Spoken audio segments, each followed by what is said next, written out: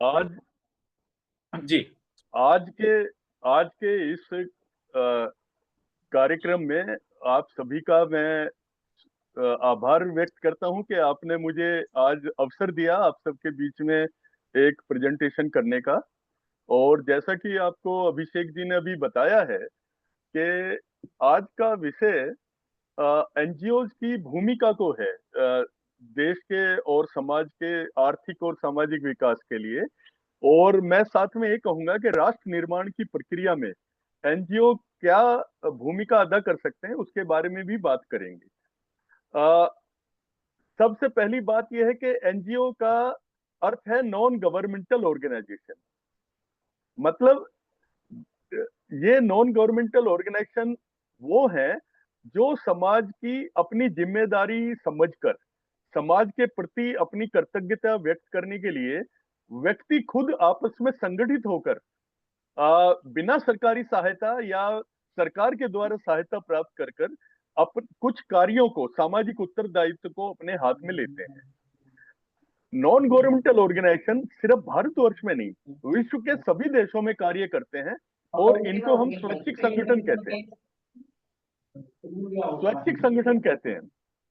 तो ये इनकी जो भूमिका है वो इतनी महत्वपूर्ण और इतनी वाइटल है कि जो कार्य सरकार सरकारी तंत्र में या सरकारी जो मशीनरी के द्वारा नहीं कर पाते वो एनजीओ के माध्यम से समाज में वो हम कर पाते हैं।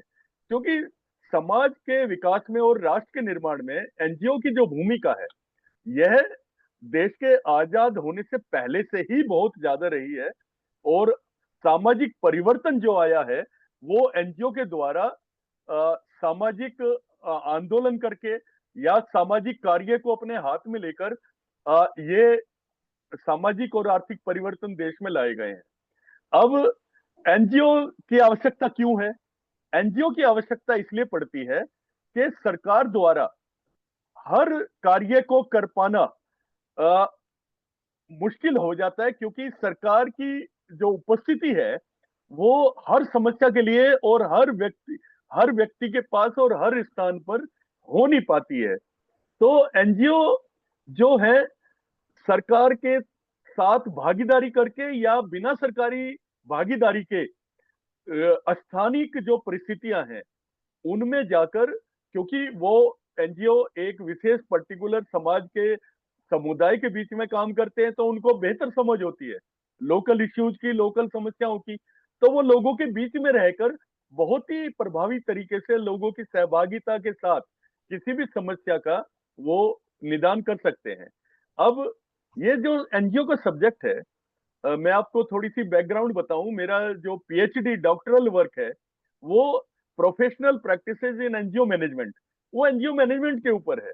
और इसके अलावा मैं एमए सोशल वर्क के बाद कनाडा में लीडरशिप डेवलपमेंट का एक प्रोग्राम करने गया था। तो मेरा इसमें एनजीओ मैनेजमेंट में मेरा ये बड़ा चॉइस का विषय है, बड़ा ही मेरा प्रिय विषय है। और मैंने करीब 35 वर्ष एनजीओ के साथ काम किया है।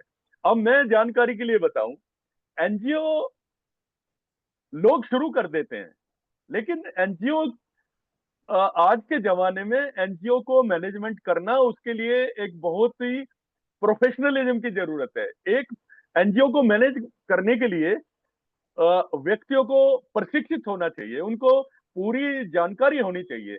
हमारे देश में लाखों की संख्या में एनजीओ रजिस्टर्ड है लेकिन अगर आप ये देखें तो उनमें से लोग शुरू कर देते हैं लेकिन 75% एनजीओ वो साल 2 साल 5 साल बाद वो डिफंक्ट हो जाते हैं, वो काम नहीं कर पाते। वो काम क्यों नहीं कर पाते कि एक तो लोग उत्साह में शुरू करते हैं, धीरे धीरे उनका जोश उत्साह वो ठंडा पड़ता जाता है। और एक उनको ये नहीं पता कि एनजीओ में कैसे चीजों को करना है या उनका उद्देश्य स्पष्ट नहीं हो पाता। तो क्या करना है, कैसे करना है, कब करना है, कहाँ से उनको साधन जुटाने हैं, रिसोर्स कहाँ से लाएंगे, उस सब की बहुत ही जानकारी नहीं होती। और इस कारण एनजीओ शुरू करने के बावजूद वो बंद हो जाते हैं। सॉरी। अब भारत में एनजीओ जो है अलग अलग विषयों पे काम करते हैं। और ये विषय बहुत लंबी श्रृंखला है। बहुत सारे एनजीओ पॉवर्टी के लिए काम करते हैं, गरीबी दूर करने के लिए। बहुत सारे हेल्थ सेक्टर में काम करते हैं। बहुत सारे एनजीओ शिक्षा के क्षेत्र में काम करते हैं। बहुत सारे एनजीओ जो हैं वो एनवायरमेंटल डिग्रेडेशन पे काम करते हैं, पर्यावरण सुरक्षा के लिए। कुछ एनजीओ जो है भूख पर काम करते हैं, हंगर। कुछ लाइवलीहुड पे, रोजगार। कुछ होमलेसनेस, जो निराश्रित लोग हैं।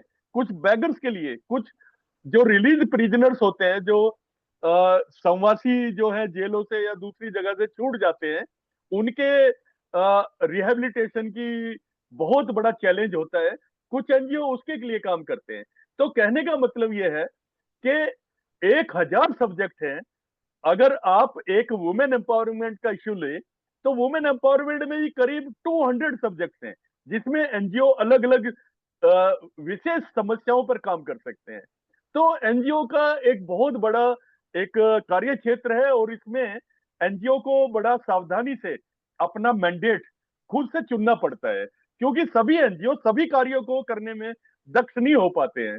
तो एनजीओ शुरू करने के लिए हमें सबसे पहले एक उसकी पूरी योजना, पूरा ब्लूप्रिंट वो पहले से ही समझना पड़ता है कि उसका ऑब्जेक्टिव्स क्या होंगे, किस तरह एनजीओ मैनेज होगा, कहां से हम फंड्स जुटाएंगे, लोगों को कैसे प्रशिक्षित करेंगे। एनजीओ चलाने के लिए प्रशिक्षित मैन पावर की आजकल जरूरत है, क्योंकि इसमें जो अगर कोई भी योजना अगर हम चलाएंगे, अगर वो संगठित रूप से प्रशिक्षित तरीके से नहीं कर पाएंगे, तो वो योजना अपने उद्देश्यों को पूरा नहीं कर पाती है। इसी तरह से अब मैं आपकी जानकारी के लिए बता दूं कि भारतवर्ष में किसी भी एनजीओ का कानूनी अस्तित्व होना बहुत जरूरी है। कानूनी अस्तित्व का मतलब यह है कि वो सरकार के नियमावली के या उसके द्वारा पारित किसी भी अधिनियम कानून के अंदर उसका पंजीकृत अगर नहीं होगा, तो उस एनजीओ की विश्वसनीयता पे प्रश्न चिन्ह लगता है। अब सरकारी जो तंत्र है उसमें एनजीओ हम किस तरह रजिस्टर करा सकते हैं, उसके लिए हम 4 कानून का सहारा ले सकते हैं। पहला कानून ये है जिसमें ज्यादातर एनजीओ को रजिस्टर करते हैं, वो है सोसाइटी रजिस्ट्रेशन एक्ट 1860। ये जो अधिनियम है, इसके अंदर एनजीओ का सरकारी पंजीकरण होता है, और ये माना जाता है कि एनजीओ कानूनी रूप से अस्तित्व में आ चुका है। वह सरकार के साथ और दूसरे संगठनों के साथ, राष्ट्रीय संगठन है या अंतरराष्ट्रीय संगठन है, उनके साथ भागीदारी करने के लिए सक्षम है, मतलब कानूनी रूप से अधिकृत है। और तभी उस एनजीओ को सरकार अपने फंड्स मुहैया कराती है। आपने देखा होगा कि कुछ एनजीओ देश के विरुद्ध भी काम करने लगे थे, तो सरकार उनको नियंत्रित करने के लिए इन अधिनियमों के नियमावली के अनुसार ही उनको रेगुलेट करती है, उनको नियंत्रित करने का प्रयास करती है। लेकिन ये उनकी जो स्वतंत्रता है काम करने की, उस पर रोक नहीं है। ये सिर्फ उनकी जवाबदेही कि वो कहीं गलत दिशा में समाज के विरुद्ध काम ना करने लगे, इसलिए वो नियमावली बनाई जाती है। इसके अलावा एक दूसरा कानून अधिनियम है जिसमें हम एनजीओ रजिस्टर कर सकते हैं, वो है इंडियन ट्रस्ट एक्ट 1882। तो ये पब्लिक ट्रस्ट जो एक्ट है, इसके अंदर भी हम किसी ट्रस्ट को हम रजिस्टर कर सकते हैं। और ट्रस्ट दो तरह के होते हैं। ट्रस्ट एक होता है प्राइवेट ट्रस्ट। प्राइवेट ट्रस्ट का मतलब है कि कोई व्यक्ति अगर अपनी संपत्तियों को, अपनी आय को, अपनी मृत्यु के पश्चात या अपने जीते जी अपने खुद के साधनों से समाज की सेवा में लगाना चाहता है, तो वो प्राइवेट ट्रस्ट अपनी संपत्तियों की सुरक्षा के लिए और अपने खुद की इनकम से वो लोगों के समाज कार्य करने के लिए इसके अंदर अपने को रजिस्टर करा सकते हैं। और जो पब्लिक ट्रस्ट है, पब्लिक ट्रस्ट में एक ट्रस्ट जो है वो दूसरी संस्थाओं से भी फंड ले सकते हैं, सरकार के साथ भागीदारी कर सकते हैं, और कानूनी रूप से वो समाज के कोई भी कार्य करने के लिए वो उत्तर वो मतलब सक्षम है। लेकिन ट्रस्ट के अंदर एक बात ये बता दूं कि वो व्यक्तिगत किसी की कल्याण के लिए या इनकम प्राप्ति के लिए ट्रस्ट का स्थापना नहीं की जा सकती है। वो सिर्फ अ, जो भी मेंबर होंगे उनका प्रॉफिट मोटिव नहीं होगा। और इसी तरह से सोसाइटी रजिस्ट्रेशन एक्ट के अंदर भी जो भी इसको स्थापना करते हैं, वो व्यक्तिगत अपनी आय या रोजगार के लिए इसकी स्थापना नहीं कर सकते। एक तीसरा भी कानून है जिसके अंदर हम एनजीओ की स्थापना कर सकते हैं, उसको कहते हैं हम कंपनीज एक्ट। इस कंपनीज एक्ट के अंदर सेक्शन 8 में हम नॉन प्रॉफिट कंपनी रजिस्टर कर सकते हैं। अब नॉन इन तीनों कानूनों में क्या डिफरेंस है? इन तीनों में जवाबदेही, उत्तरदायित्व और जो अ, सरकार का जो तंत्र है, जो अथॉरिटीज हैं, वो अलग अलग होती हैं। अब जैसे कंपनीज एक्ट में अगर हम नॉन प्रॉफिट कंपनी रजिस्टर कराएंगे तो वो रजिस्ट्रार ऑफ कंपनीज एक्ट उसके यहाँ पर रजिस्टर की जाएगी और उसमें कंपनीज एक्ट के प्रावधान लागू होंगे उस संस्था पर या एनजीओ पर। इसी तरह सोसाइटी रजिस्ट्रेशन एक्ट के अंदर अगर हम स्वैच्छिक संगठन अपना रजिस्टर कराते हैं, पंजीकृत कराते हैं, तो उसमें रजिस्ट्रार सोसाइटी के प्रति उसके सारे उत्तरदायित्व या प्रपत्र या रिपोर्ट या उसके जो वार्षिक रिटर्न है वो सब दाखिल किए जाएंगे। इसी तरह चैरिटी या ट्रस्ट एक्ट के अंदर अगर हम कराते हैं तो उसकी अथॉरिटी बिल्कुल अलग हो जाएगी। अब सवाल ये उठता है कि एनजीओ क्या सरकार से अनुदान प्राप्त कर सकता है? तो इसका प्रश्न है कि बिल्कुल कर सकता है, क्योंकि सरकार ये चाहती है कि लोगों के संगठन के द्वारा लोग खुद का गवर्नेंस करें, खुद अपने आप लोग अपने कल्याण के कार्यक्रम को तैयार करें और इस सरकार उनको अनुदान करके उनके सहयोग करे उनके स्वयं के विकास में। तो इसीलिए जो संगठन कानूनी रूप से पंजीकृत है या दूसरी सरकारी नियमावली में पंजीकृत है, वो सरकार से सहायता प्राप्त करने का पूरी तरह सक्षम है और उसके अंदर सरकार ने हर एक कार्यक्रम के लिए अलग अलग नियमावली और जो एलिजिबिलिटी क्राइटेरिया है वो तय किया हुआ है। अब कुछ सरकारी अनुदान प्राप्त करने के लिए कहीं पर शर्त होती है कि एनजीओ जो है कम से कम 3 वर्ष पुराना होना चाहिए।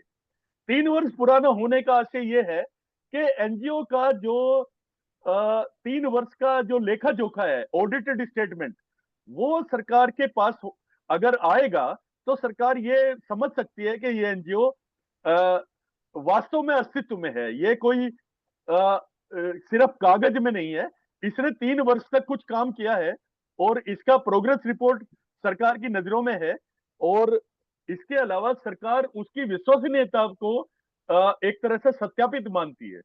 लेकिन एक शर्त और है कि अगर हम सरकारी अनुदान प्राप्त करेंगे या एनजीओ को कोई व्यक्ति या कोई संगठन या कंपनी दान देती है, तो सरकार ने ये इनकम टैक्स एक्ट के अंदर सरकार ने 2 धाराएं हैं, एक 12A और एक है 80G। ये 2 धाराओं में किसी भी स्वैच्छिक संगठन को रजिस्टर करना अनिवार्य कर दिया है। अगर कोई संगठन पैसा प्राप्त करता है, धनराशि प्राप्त करता है, सहयोग प्राप्त करता है, तो उस संगठन पर इनकम टैक्स लागू हो जाएगा। लेकिन इनकम टैक्स से छूट तब होगी जब वो एनजीओ 80G के अंदर रजिस्टर्ड होगा। तो इनकम टैक्स एग्जम्पशन के लिए एनजीओ को ये लीगल जो कंप्लायंस है ये करनी होती है, रजिस्टर कराना होता है। इसी तरह कोई व्यक्ति या संगठन अगर एनजीओ को डोनेशन देता है तो उसको 12 में एग्जम्पशन मिलती है दान दिए हुए राशि पर। तो उसके अंदर भी 12A में एनजीओ को रजिस्टर कराना होता है ताकि दान देने वाले को भी टैक्स में दान दी गई राशि पे धनराशि पे टैक्स की छूट मिल सके। तो इन 2 कारणों से एनजीओ को रजिस्टर कराना होता है।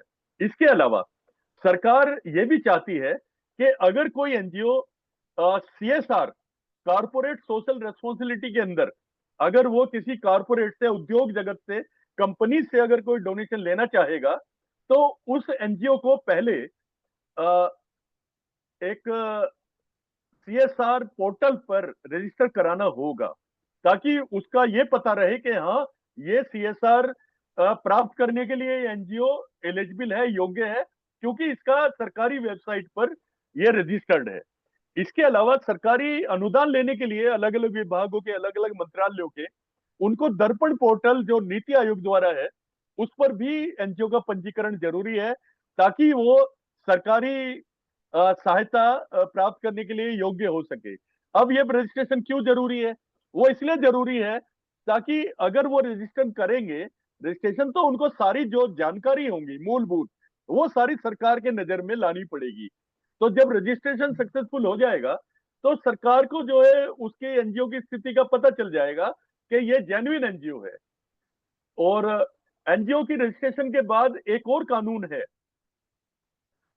जिसको हम एफसीआरए कहते हैं, फॉरेन कंट्रीब्यूशन रेगुलेशन एक्ट। ये कानून इसलिए जरूरी है कि कोई एनजीओ जो दूसरे देशों में काम करना चाहते हैं या विदेशी संस्थानों से, विदेशी सरकार से, विदेशी संस्थानों से, विदेशी दानदाताओं से अगर वो धनराशि लेना चाहते हैं तो भारत सरकार उनकी धनराशि को लेने के लिए वो मिनिस्ट्री ऑफ होम अफेयर का जो एफसीआरए डिवीजन है उसमें उसको पंजीकरण कराना जरूरी है, ताकि जो भी धनराशि विदेश से आए उसको अवैध धनराशि ना माना जाए और वो धनराशि सरकार की निगरानी में हो।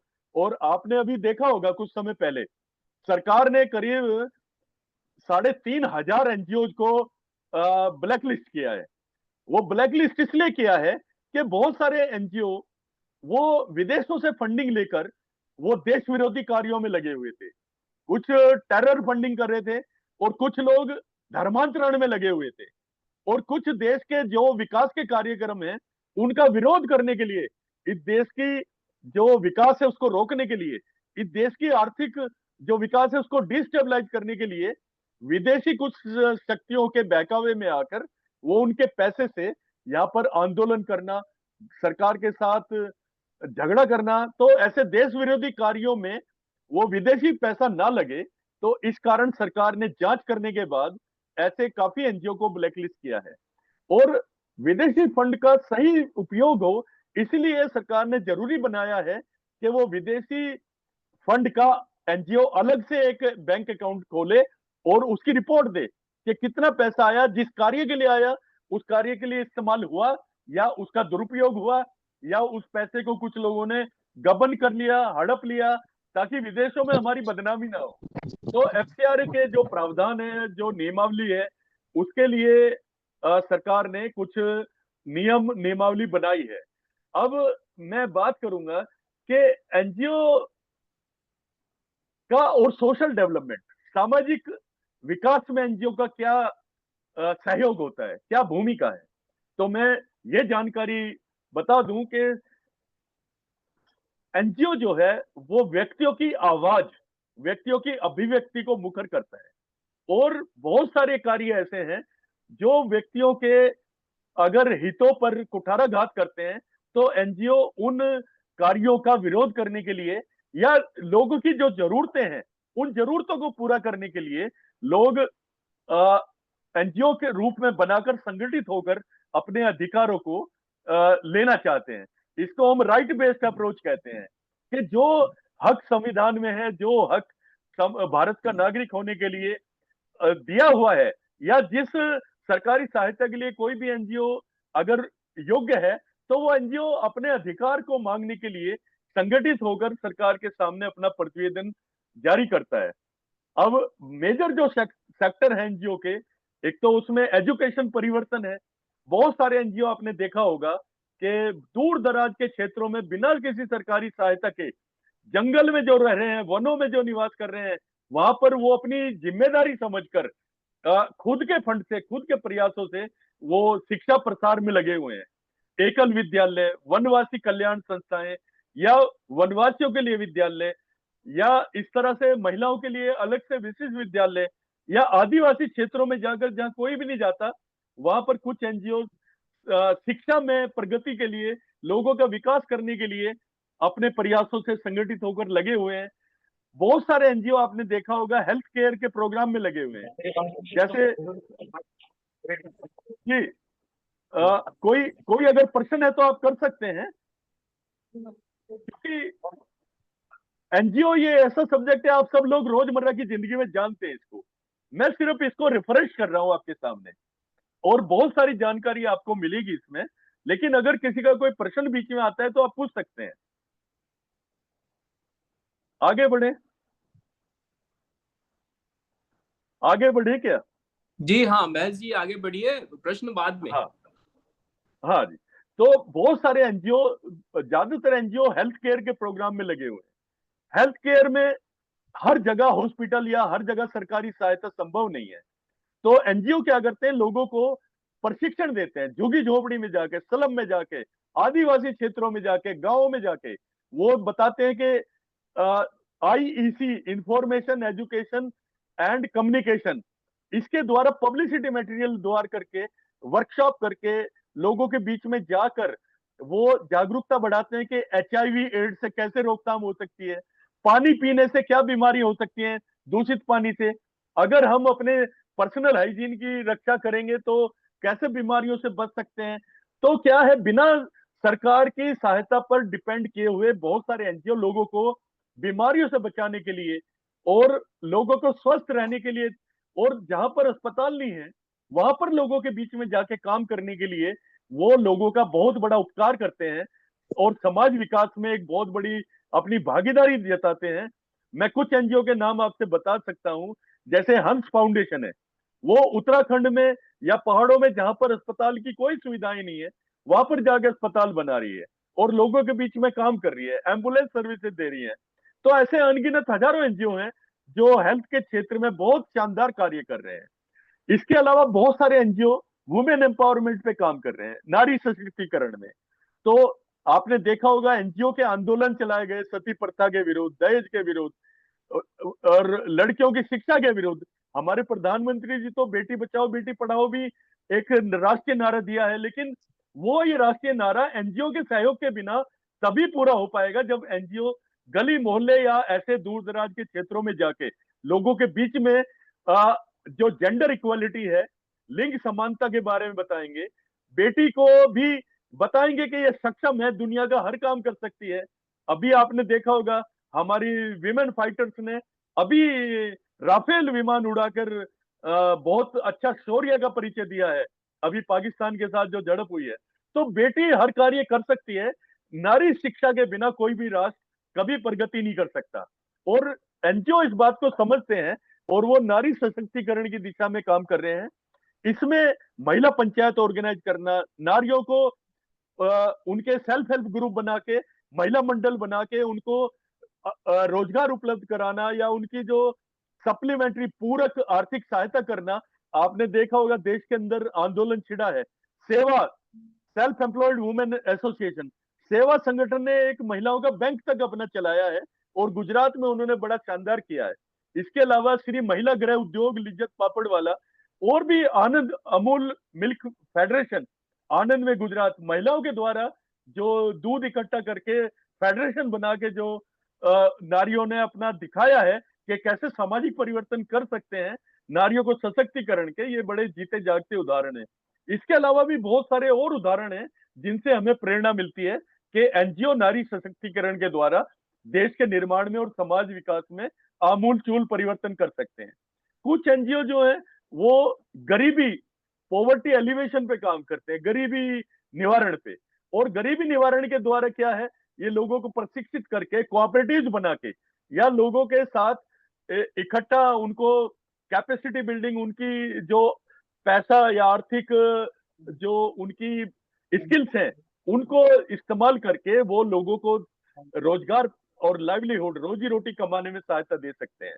ऐसे बहुत सारे उदाहरण हैं जहां पर लोगों के समूह द्वारा कार्यशालाएं या ट्रेनिंग प्रोग्राम ऑर्गेनाइज किए गए हैं।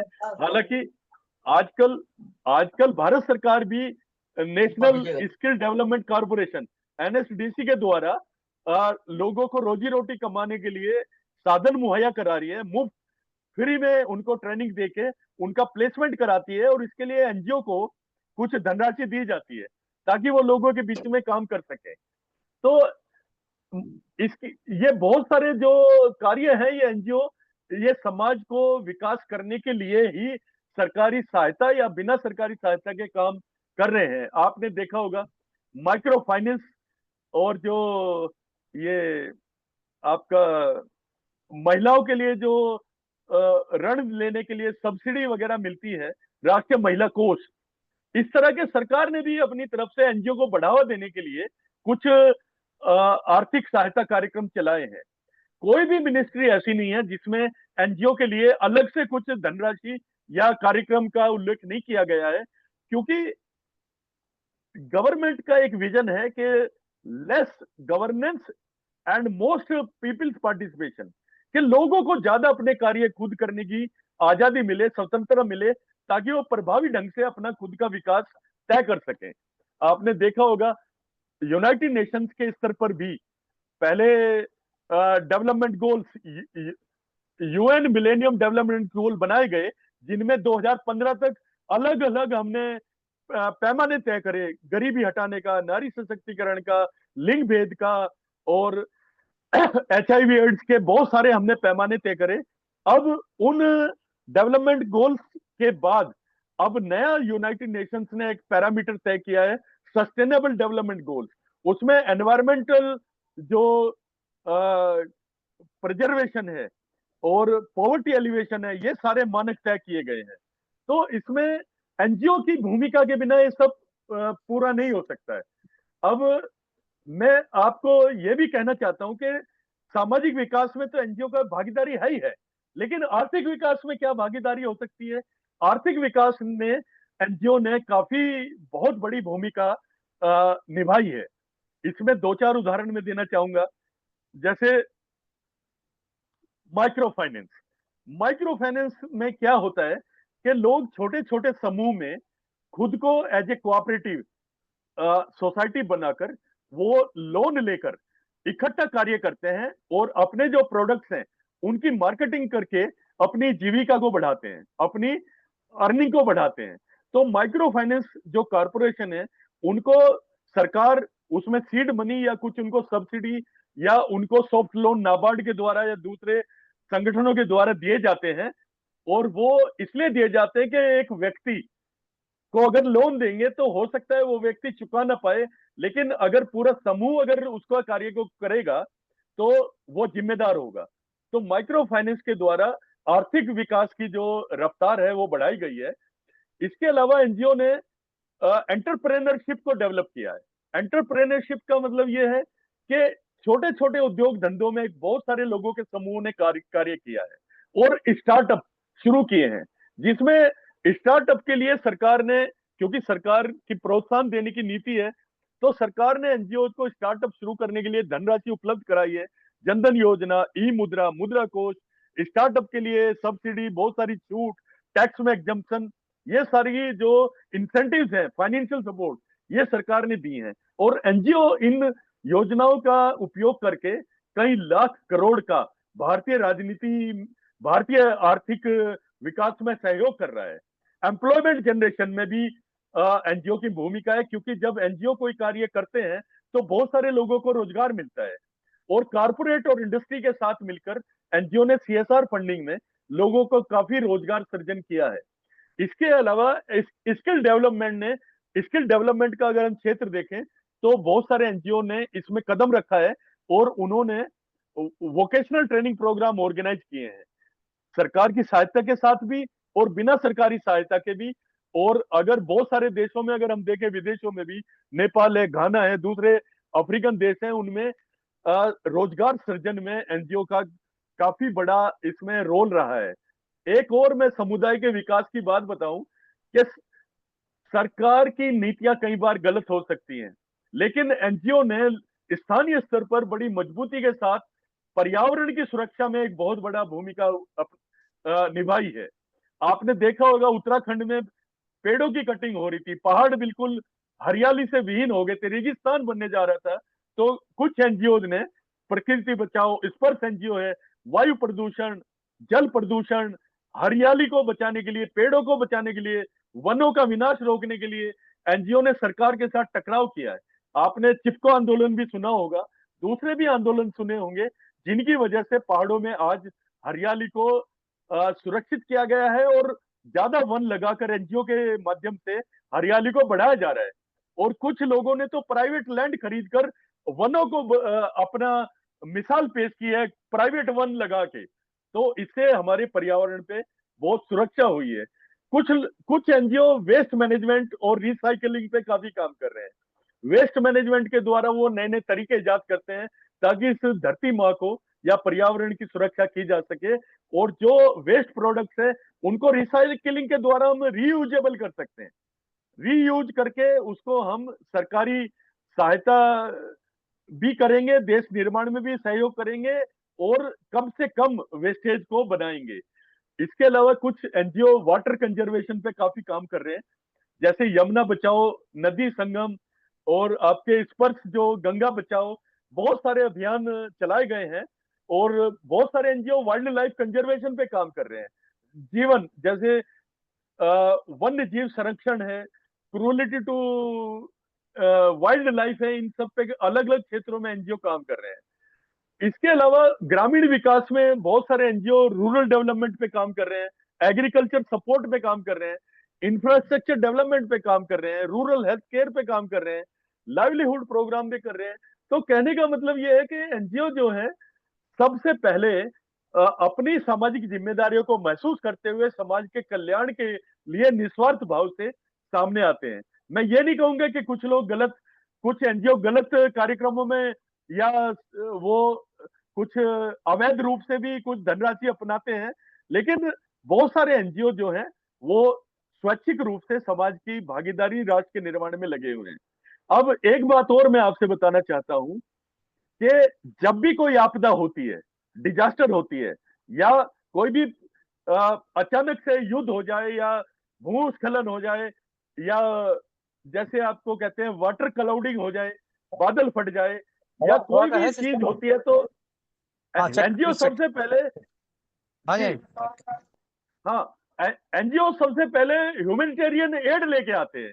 जंगल में आग लगे, चाहे कहीं पर कोई भी दुर्घटना होती है, तो सरकारी सहायता या एम्बुलेंस बाद में आती है, सबसे पहले एनजीओ के लोग उसमें सामने आते हैं। और जब ये आपदाएं वगैरह शांत होती हैं तो सबसे बड़ी जरूरत है लोगों को पुनर्स्थापन करने की, रिहेबिलिटेशन करने की। तो एनजीओ लोगों के रिहेबिलिटेशन में और उनकी लाइवलीहुड को जरूर पूरा करने में बड़ी अच्छी भूमिका अपना रहे हैं, क्योंकि एनजीओ ही हैं जो लोगों के लिए काउंसलिंग का, स्किल डेवलपमेंट का और उनको रोजी रोटी प्रोवाइड करने का। आपने देखा होगा विदेशों में और देश के अंदर भी कोई आपदा होती है तो सबसे पहले हमारे गुरुद्वारे लंगर लगा देते हैं, मतलब लोगों को एकदम तुरंत खाना पहुंचता है।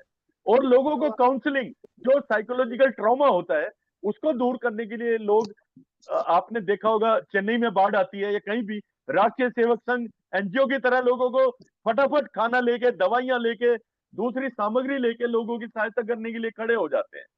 तो जब भी कोई आपदा आती है तो साइकोलॉजिकल सपोर्ट और उनको तुरंत दवा, चिकित्सा, खाना और उनको बचाव और स्वास्थ्य की रक्षा, इमीडिएट ट्रॉमा हेल्प, वो सबसे ज्यादा जरूरी है। इसके लिए एनजीओ सरकार के पहुंचने से पहले भी पहुंच जाते हैं। तो इससे ज्यादा बड़ा मानवता पे उपकार एनजीओ के माध्यम से ही हो सकता है, और किसी द्वारा और किसी तरह नहीं हो सकता। अब प्रॉब्लम यह है कि एनजीओ इतना सारा बहुत अच्छा कार्य कर रहा है, तो एनजीओ के सामने प्रॉब्लम क्या आती है? अब एनजीओ के सामने बहुत सारी प्रॉब्लम है। एनजीओ चलाना कोई बच्चों का खेल नहीं है। सबसे बड़ी जरूरत तो यह है कि फंडिंग सपोर्ट, कि फंडिंग नहीं आ पाती एनजीओ के पास, क्योंकि बहुत ही एनजीओ समाज से चंदा लेकर अगर कार्य करेगा तो चंदे की धनराशि भी कम होगी, और जो एनजीओ चलाने वाले हैं उनके पास इतना व्यापक पैसा नहीं होगा कि वो पूरे जो अपनी योजनाएं हैं उनको चला भी लें अगर, तो उसको अस्थाई बनाए रखना, सस्टेनेबिलिटी, और या कंटिन्यू करना, वो बहुत बड़ा चैलेंज होता है। तो इसके लिए एनजीओ के पास कुछ फंड रेजिंग एक्टिविटीज एनजीओ करते हैं।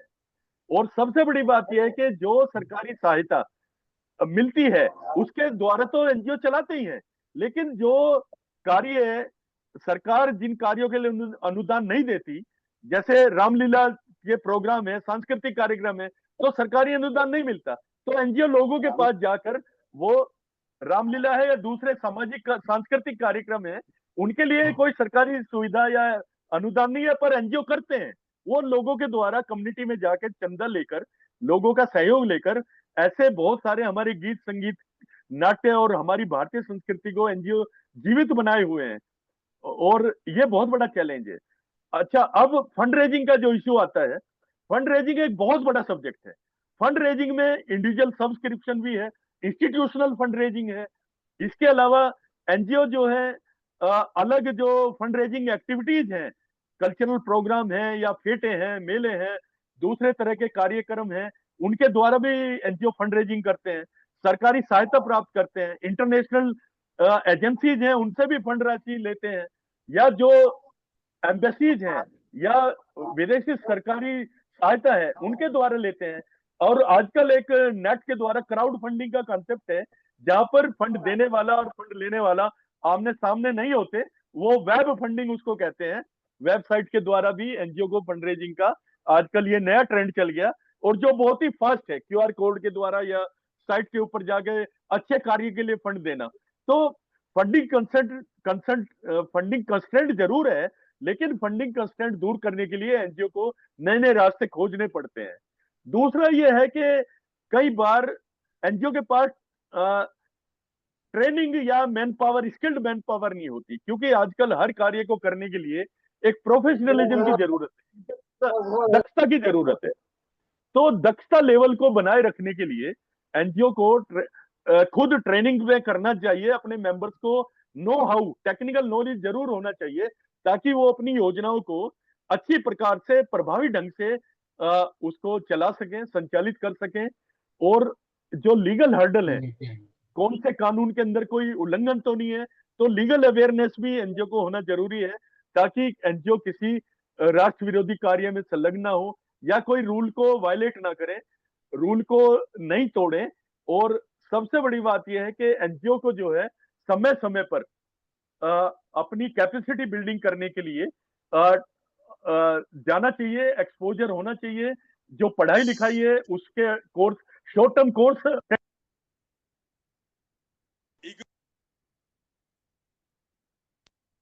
मैनेजमेंट वो करना चाहिए। तो इस तरह करके एनजीओ को खुद को अपने को सक्षम बनाना पड़ेगा, और इसके द्वारा एनजीओ जो है अपना कल्याण कर सकता है। अब मैं बात करूंगा कारपोरेट की। अब देखिए, भारत सरकार ने यह महसूस किया कि जो हमारी इंडस्ट्रीज हैं, जो समाज से बहुत कुछ साधन लेती हैं और समाज में अपने प्रोडक्ट्स देकर प्रॉफिट कमाती हैं, उनकी भी भागीदारी समाज के प्रति होनी चाहिए, सरकार के प्रति जिम्मेदारी होनी चाहिए। तो सरकार ने एक अधिनियम बनाया है कि वो जिसको हम सीएसआर अधिनियम 2013 कहते हैं। सरकार ने अधिनियम बताया कि जो भी कारपोरेट अच्छी हालत में है, जिनका जो पूंजी है, एसेट 500 करोड़ या जिनका 1000 करोड़ का टर्नओवर है, और 3 साल तक जिनका शुद्ध लाभ 5 करोड़ से ऊपर है, उनकी जिम्मेदारी है कि वो 2% अपने नेट प्रॉफिट में से वो सरकारी उत्तरदायित्व, मतलब सामाजिक उत्तरदायित्व को पूरा करने में वो सहयोग करेंगी, एनजीओ को देंगी। अब एनजीओ को तो देंगी, लेकिन बहुत सारे कारपोरेट अपनी प्राथमिकताएं तय करते हैं कि उनको गरीबी कल्याण के लिए कार्यक्रमों में देना या स्वास्थ्य रक्षा के क्षेत्र में देना है। तो इसलिए अलग अलग कारपोरेट जो हैं, उन्होंने अपनी प्राथमिकताएं सामाजिक उत्तरदायित्व की तय की है। कुछ एनजीओ जो कारपोरेट हैं वो स्वास्थ्य रक्षा के लिए दे रहे हैं, और ये जो सीएसआर जो फंडिंग है, ये पूरी तरह से कानूनी बाध्यता है, और इसके अंदर एनजीओ को अनुदान देना ही पड़ेगा।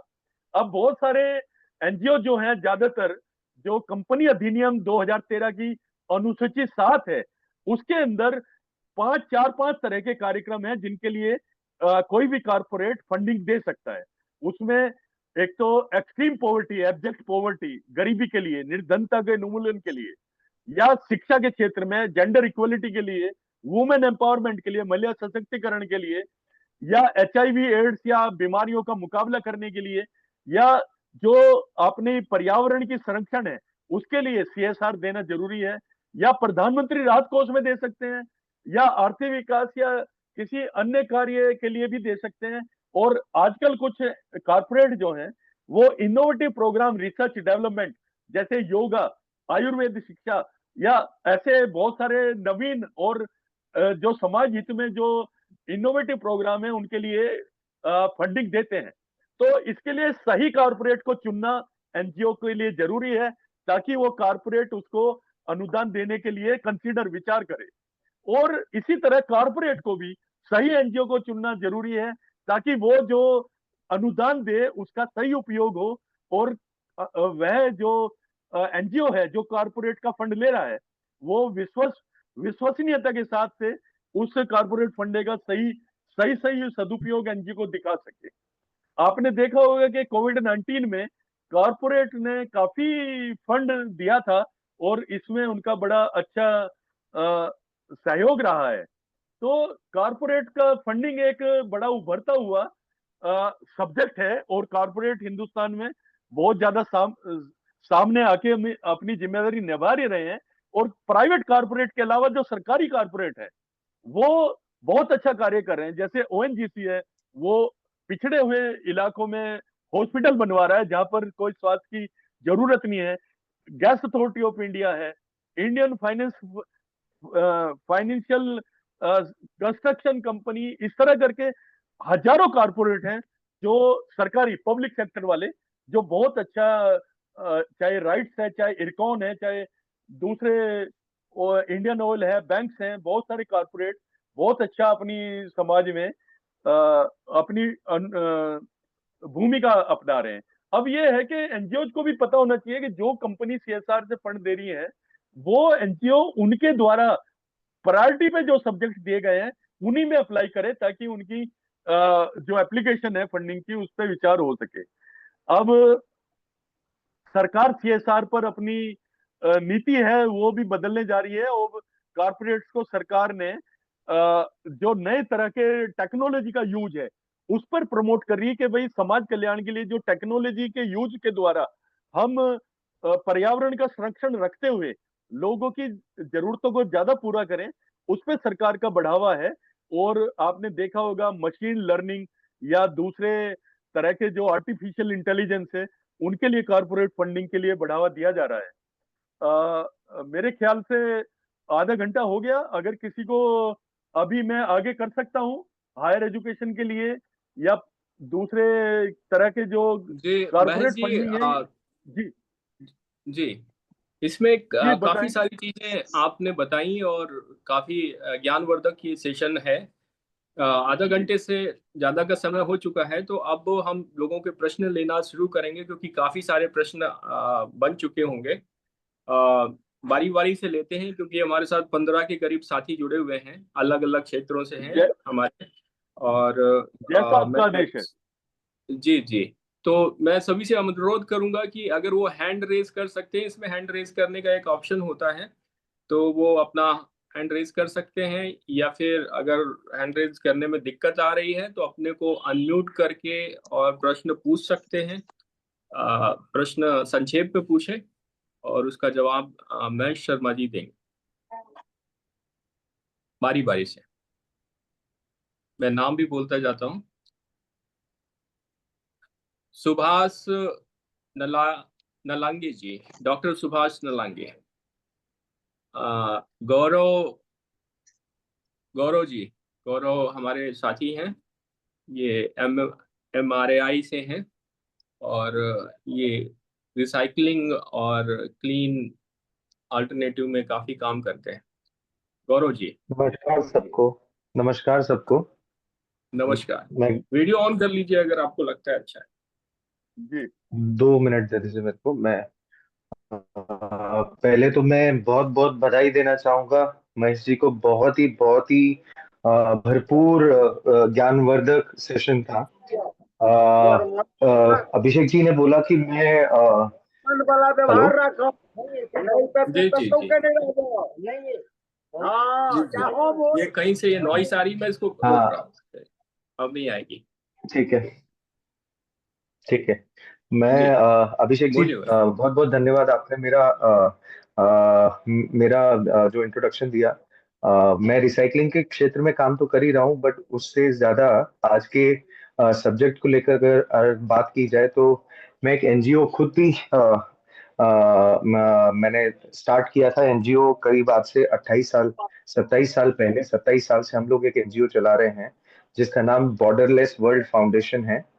और ये बॉर्डरलेस वर्ल्ड फाउंडेशन बेसिकली जो कुछ भी आपने टच पॉइंट किए सर पॉइंट्स, उसमें काफी सारा काम हम लोगों ने किया है। ये हमारे बॉर्डर एरियाज पे काफी सारा काम हमने किया हुआ है, चाहे वो चाइल्ड केयर सेंटर्स हो, वुमेन डेवलपमेंट के क्षेत्र में हो, या फिर कम्युनिटी डेवलपमेंट के क्षेत्र में हो, मेडिकल फैसिलिटीज के क्षेत्र में हो। हमारे काफी सारे चाइल्ड केयर सेंटर चलते हैं हमारे बॉर्डर एरियाज में, कश्मीर हो, नॉर्थ ईस्ट हो। फिर हमारे वुमेन डेवलपमेंट सेंटर चलते हैं जहाँ पे हम सिलाई कढ़ाई बुनाई के साथ साथ जो हमारी महिलाओं को, जैसे बहुत ही अलग एक व्यवसाय के क्षेत्र में, जैसे फीमेल पैड मेकिंग बिजनेस, वैसे सब चीजें सिखाते हैं और उनको हम सशक्त बनाते हैं। फिर और बहुत सारे, जैसे आई थिंक बहुत सारी चीजें आपने टच पॉइंट किया, तो उसमें से बहुत सारा काम हम लोग हमारे बॉर्डर एरियाज में करते हैं। आज के इस सेशन में मैं जरूर ये बोलूंगा कि बहुत बहुत चीजें ऐसी पता चली जो शायद मुझे पहले ज्ञान था, बट इतना डेप्थ में ज्ञान नहीं था, इतना क्लैरिटी से ज्ञान नहीं था। बहुत अच्छे से मैं सुन रहा था। पिछला आधा घंटा बहुत ही भरपूर रहा। बहुत बहुत धन्यवाद सर आपका। ये क्वेश्चन नहीं प्रश्न मेरे क्या को, है आपका? प्रश्न प्रश्न से ज्यादा तो मेरे को सिर्फ आपको इवेल्युएशन देना था। थैंक यू करना था। इवेल्युएशन कर दिया आपने। धन्यवाद। जी, मेरे को धन्यवाद देना था। सच में मैं आपको मैं ये बहुत बहुत धन्यवाद देना चाहता हूँ कि बहुत अच्छे से आपने एक्सप्लेन किया। बहुत सारी ऐसी चीजें आपने एक्सप्लेन की जो अनक्लियर रहती है बहुत बार, बट आपने बहुत ही आसानी से, बहुत ही सरल शब्दों में उनकी व्याख्या की, और एकदम एक्सटेम्पोर में आप बोलते गए और हम सुनते गए पूरा। ये अभिषेक जी, अगर ये रिकॉर्डेड है तो मैं एक दो बार सुनना चाहूंगा, क्योंकि बहुत सारी चीजें हैं जो मुझे बहुत इंटरेस्टिंग लगी जिस तरीके से जी जी, बताया गया। इसका लिंक सभी को भेज दिया जाएगा। ये रिकॉर्डेड बहुत सेशन अच्छा। है और आपका लिंक मिलेगा। महेश जी, मेरे दो प्रश्न हैं जो अभी मेरे पास आए हैं। पहला ये है कि जो एमएनसी है, जो जैसे बड़ी बड़ी कंपनियां हैं जो बाहर से ऑपरेट करती हैं, इंडिया में आके बिजनेस करती हैं, लाइक फेसबुक और मेटा और गूगल और हिंदुस्तान यूनिलीवर लिमिटेड और इस तरह की कंपनियां, तो ये सीएसआर एक्ट के अंदर में आती हैं या नहीं आती हैं? ये पहला प्रश्न है। और दूसरा जो है, रिलीजियस और चैरिटेबल ट्रस्ट जो होते हैं और जो सोशल ट्रस्ट होते हैं, इनकी फंक्शनिंग और रूल रेगुलेशन और डोनेशन और फंडिंग में के रूल्स में क्या फर्क होता है? ये दो प्रश्न है मेरे आपसे। अ, देखिए, बहुत विस्तार में जाऊंगा तो 1 घंटा लगेगा, लेकिन नहीं, बहुत संक्षेप में। संक्षेप में बता रहा हूँ। हम्म। जो कंपनी भारत में हम्म। हम्म। टैक्स देती है, पेमेंट करती है भारत सरकार को, जी वेल्थ टैक्स है, या जो नेट प्रॉफिट के बाद जो टैक्स लायबिलिटी जो भारत में चुकाती है, तो वो सीएसआर में फंडिंग देगी। तो बहुत सारी एमएनसी हैं जो जॉइंट कोलैबोरेशन में है। कुछ एमएनसी जो है वो एफडीआई के थ्रू आती हैं, लेकिन उन पर भारत सरकार के सारे रेगुलेशन लागू होते हैं। तो जो कंपनी भारत में रहकर, भारत में कमाई करके भारत सरकार को अपना रेवेन्यू देती है, वो सीएसआर फंडिंग में कंट्रीब्यूशन देने के लिए बाध्य है। और ज्यादातर जो एमएनसीज हैं वो अपने इंडियन चैप्टर जो हैं, चाहे वो भोली सब, मतलब पूरी तरह से स्वामित्व स्वामित्व वाली हैं, लेकिन भारत सरकार के वो कानून उन पे लागू होते हैं, और भारत सरकार में प्रॉफिट कमा के वो विदेश में ट्रांसफर तो कर सकती हैं, लेकिन सारी गवर्नमेंट के रेवेन्यू टैक्स पे करने के बाद, तो इसलिए वो सीएसआर उनको देना ही पड़ेगा। जी। दूसरा प्रश्न जो था वो रिलीजियस एंड चैरिटेबल दूसरा ट्रस्ट जो प्रश्न होते ये हैं है, और जी हाँ, दूसरा प्रश्न ये है कि दो तरह, मैंने आपसे दो तरह के ट्रस्ट बताए हैं। एक तो जी है बॉम्बे चैरिटेबल ट्रस्ट एक्ट, एक जी। होता है इंडियन ट्रस्ट एक्ट 1882। तो ट्रस्ट जो है, अगर वो ट्रस्ट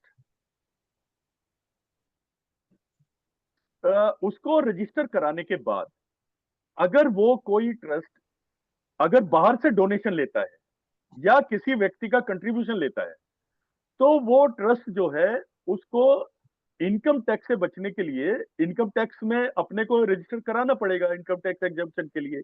और वो ट्रस्ट का जो ऑडिट होगा, ऑडिट वो इनकम टैक्स के सामने देगा, और ट्रस्ट जो है उसको ब्लैक लिस्ट किया जा सकता है अगर वो ट्रस्ट जो है किसी भी संस्था या गलत कार्यों में, और ट्रस्ट का जो अथॉरिटी है रेगुलेट करने वाली, वो वही है जो registrar of trust and charities and ये जो होती है ना, अ, ये छोटी छोटी ये चिप कंपनी जो सेविंग स्मॉल, वो सबकी अथॉरिटी वही है।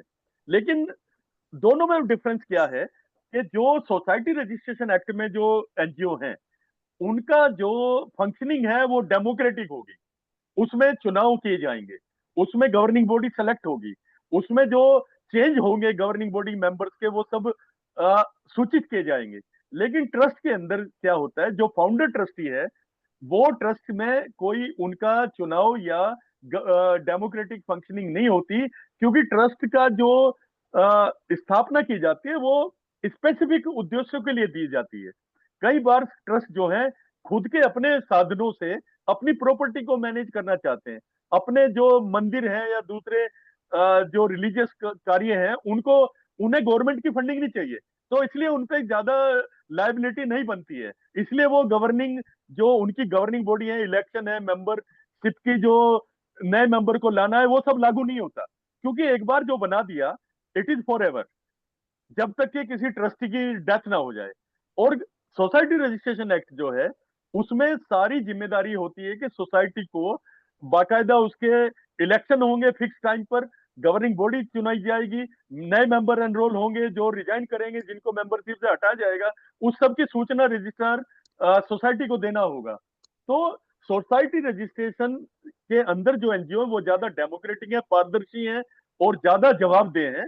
और ट्रस्ट इसी तरह से, ट्रस्ट की जो ग्रांट लेने की कैपेसिटी है वो कम होती है, क्योंकि बहुत सारी जो डोनर एजेंसीज हैं वो ऐसे फैमिली ट्रस्ट को या किसी ऐसे ट्रस्ट को जिसका बहुत ट्रांसपेरेंट ना हो, जिसमें फंक्शनिंग में बहुत ज्यादा पारदर्शिता ना हो, ऐसों को ग्रांट देने के लिए उचित नहीं माना जाता। तो इसीलिए दोनों के कानून अलग हैं, दोनों की जो डूज एंड डोंट्स हैं वो अलग अलग हैं, और दोनों की अथॉरिटीज रेगुलेट करने की हालांकि एक है, पर रूल्स अलग अलग हैं। हो सकता है मैंने महर्षि आपका ये जवाब दिया नहीं। प्रश्न प्रश्न जो है ये कुछ ऐसा है कि जो ट्रस्ट है वो दोनों ही 1882 रूल के अंडर में रजिस्टर्ड हैं। ट्रस्ट एक्ट नहीं नहीं नहीं नहीं नहीं 1882। नहीं, ट्रस्ट, जी हाँ हाँ हाँ, बताइए हाँ सुन, बताइए। तो ट्रस्ट एक्ट 1882 के रूल्स के अंडर में ही रजिस्टर्ड हैं, लेकिन one is working as religious and charitable trust and other one is working as social trust for social causes like health care education and blah blah blah. So इसमें क्या difference है, कैसे ये एक कोई रिलीजियस डिफरेंस ट्रस्ट नहीं, की? कोई नहीं। नहीं नहीं, इसमें कोई डिफरेंस नहीं, कानून के सामने कोई भी ट्रस्ट जो है रिलीजियस कार्य कर सकता है, धार्मिक शिक्षा, संस्कार और योगा, मेडिटेशन या धर्म का प्रचार, वो सब करने के लिए ट्रस्ट बनाया जाता है। लेकिन धर्म प्रचार वगैरह के लिए सरकार से सहायता के लिए एलिजिबल नहीं है, वो उनके खुद के साधनों से है। तो इसलिए सरकार की दखल अंदाजी सिर्फ उस सीमा तक है कि ये जो है देश विरोधी कार्य ना करें। इसी तरह जो ट्रस्ट सामाजिक कार्यों के लिए बनाए गए हैं उनकी भी सरकारी जिम्मेदारी नहीं होती जब तक कि वो सरकारी धनराशि का उपयोग ना करें। तो ट्रस्ट जो है ज्यादा स्वतंत्र है, इंडिपेंडेंट है, उसको अपने रिटर्न्स दाखिल करने वो इनकम टैक्स के सामने तो करेगा, लेकिन रजिस्ट्रार के सामने हर वर्ष या हर 5 वर्ष बाद चुनाव कराने, ये कराने, वो सब लागू नहीं होता। वो ज्यादा फ्रीडम है उनकी ट्रस्ट की, लेकिन उनकी जो है सहभागिता भी कम है सरकारी अनुदान के हिसाब से। जी जी। सुशील कुमार सिंह जी उत्तराखंड से हैं, इन्होंने हैंड रेज किया है। सुशील जी आप अपना प्रश्न करिए। सर मेरा एक ये प्रश्न है कि जैसे सेक्शन 8 कंपनी है, जी तो क्या वो सीएसआर फंड ले सकती है? बिल्कुल ले सकती है, क्योंकि वो नॉन प्रॉफिट कंपनी है। तो वो उसके नॉन लिए प्रॉफिट कैसे अप्लाई कंपनी है। करना पड़ता है? जैसे सब सीएसआर के आप प्रपोजल बनाइए, और जिस कारपोरेट के साथ आप जिस कारपोरेट से आपको उम्मीद है उसके सामने प्रपोजल जी। ले जाके उनके साथ एग्रीमेंट, पार्टनरशिप एग्रीमेंट साइन करिए, वो आपके अकाउंट्स में अपना सीएसआर फंड ट्रांसफर करेंगी। देखिए, एक और कानून मैं आपको बताऊं, आपको किसी किताब में नहीं मिलेगा। एक और कानून है जिसमें एनजीओ रजिस्टर करते हैं, उसमें है कोऑपरेटिव एक्ट। कोऑपरेटिव एक्ट में भी हम as a cooperative NGO register कर सकते हैं, और उसमें भी आप सीएसआर फंडिंग ले सकते हैं। सीएसआर फंडिंग के लिए किसी भी कानून में कोई भी एनजीओ रजिस्टर होना चाहिए, उसमें कोई प्रोहिबिशन या बार नहीं है। सर मेरा दूसरा प्रश्न ये है कि जैसा हम लोग क्या बोलते हैं सेक्शन 8 कंपनी हमने बना ली है, और आपका क्या बोलते हैं उसको क्या बोलते हैं आपका, जैसा हम लोग उसमें जो है आपका सीएसआर फंड लेते हैं, तो क्या जी। उसका पूरा लेखा जोखा सब सिस्टम जो है आपका क्या बोलते हैं उस कंपनी को बताना पड़ता है जिससे हमने लिया है, या गवर्नमेंट को देना पड़ता है? देखिए, कंपनी एक्ट में आपने कराया है, तो कंपनी एक्ट में जो भी कंपनी को सेटअप करने के लिए स्ट्रक्चर है, सिस्टम है, उसमें पेड अप कैपिटल कितनी है, आपके डायरेक्टर कितने हैं, आप रजिस्ट्रार कंपनी को रिटर्न्स भेजेंगे, उसमें आपका balance sheet, audit, loss profit account ये देना पड़ेगा। उसमें जो कंपनी के जितने पैरामीटर्स हैं, वो कंपनी एक्ट में रिटर्न्स तो आपको देने पड़ेंगे, और जिससे आपने कारपोरेट फंड लिया है उसको तो आप देंगे देंगे ना, कि आपके फंड का हमने ये इस्तेमाल किया है। उसके लिए आप जो है उनको क्वार्टरली रिपोर्ट या एनुअल रिपोर्ट मॉनिटरिंग करके उनको फॉलोअप के लिए तो देंगे। जो फंड जिससे आप लेंगे उसको तो आप सूचित करेंगे ना कि आपके फंड के यूटिलाइजेशन की प्रोग्रेस क्या है। और सरकार को आपको जब कंपनी का रिटर्न जाता है तो वो रिटर्न में शामिल आएगा कि नॉन प्रॉफिट कंपनी है, हमने इतना फंड इनकम मिला है, इसको हमने चैरिटेबल या सोशल वर्क में इस्तेमाल किया है, तो उस पर आपको टैक्स नहीं लगता क्योंकि यू आर नॉन प्रॉफिट। ठीक है सर, और कोई धन्यवाद। प्रश्न बताएं? जी।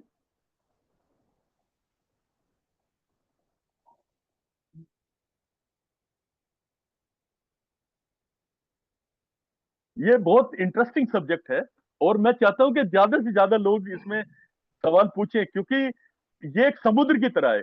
एनजीओ मैनेजमेंट और उसकी भागीदारी नेशनल बिल्डिंग में, समाज के विकास में, सामाजिक आर्थिक विकास में, नैतिक विकास में, ये बहुत, मतलब ये 2-4 दिन के सेशन में खत्म होने वाली नहीं है। बहुत इंटरेस्टिंग सब्जेक्ट है।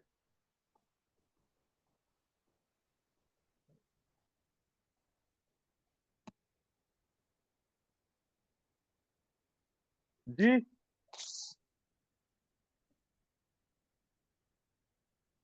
देवराज सूद जी, बलदेवराज सूद जी। हाँ जी, हाँ जी, हाँ नमस्कार।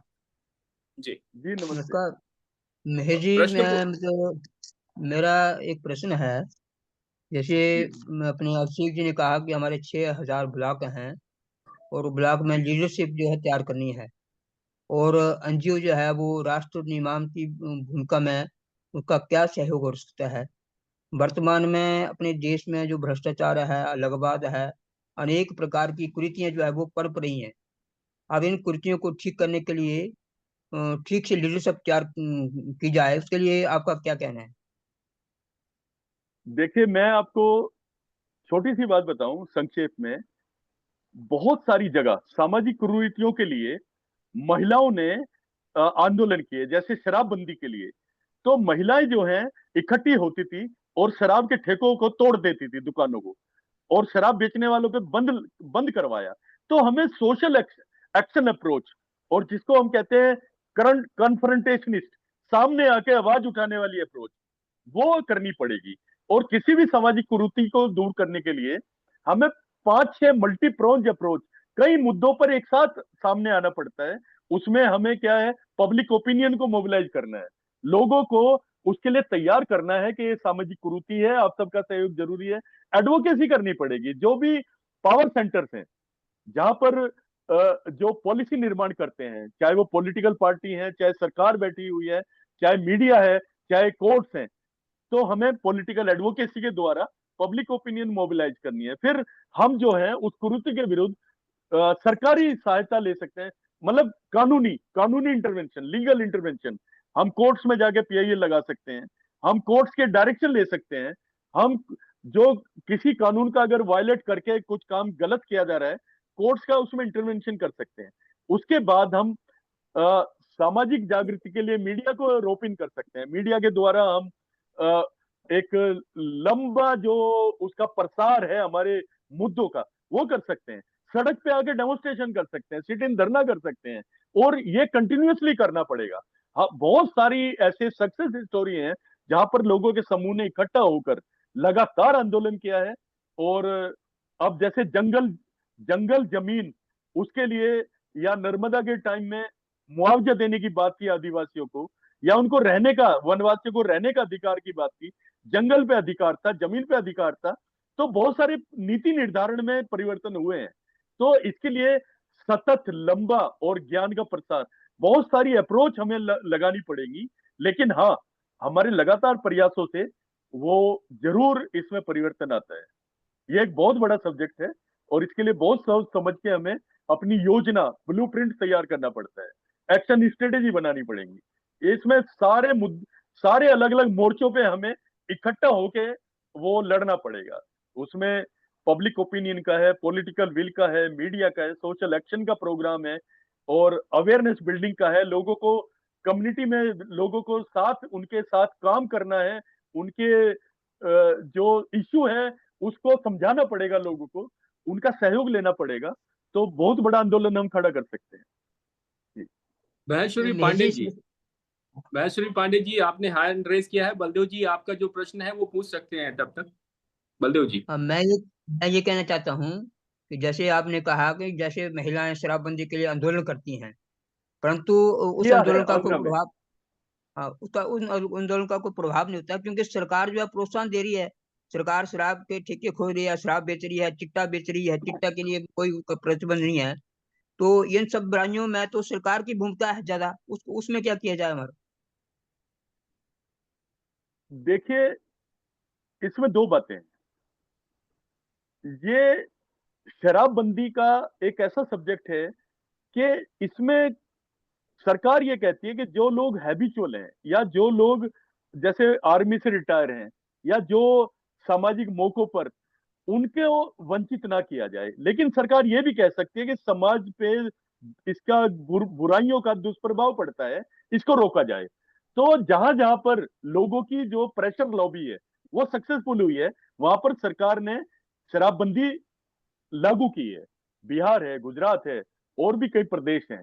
वहां पर लोगों ने इकट्ठा होकर समाज को, गवर्नमेंट के ऊपर इतना प्रेशर डाल के उसको मजबूर कर दिया शराबबंदी के लिए, क्योंकि सैकड़ों हजारों डेथ हो रही थी शराब पीकर, इलीगल शराब के द्वारा। लेकिन यह बात सच है कि एक्साइज पॉलिसी देश में है, और सरकार जो है अंग्रेजी शराब बनाने के लिए और जो देसी शराब है उसके लिए लाइसेंस जारी करती है, उनको उनसे रेवेन्यू करती है, और समाज के कुछ खास तबकों की डिमांड को पूरा करने के लिए ये बिजनेस को रेगुलेट करती है। लेकिन जहां जहां पर लोगों की ओपिनियन बहुत ज्यादा सरकार के विरुद्ध हो जाती है तो सरकार पाबंदी भी लगा देती है। अब ये अलग बात है कि किस तरह से लोग इसका विरोध करते हैं। लेकिन आंध्र प्रदेश में, उड़ीसा में कई जगह महिलाओं ने खुद सरकार के ठेके बंद कराए हैं, और राजनीतिज्ञों के साथ उन्होंने बहुत ही हिंसक प्रदर्शन किया है, और वहां पर बंद हुई है। हमारे अन्य साथी भी अपना हैंड रेज कर सकते हैं। महेश्वरी पांडे जी, आप प्रश्न पूछ सकते हैं। अपना माइक को अनम्यूट करिए और प्रश्न पूछिए।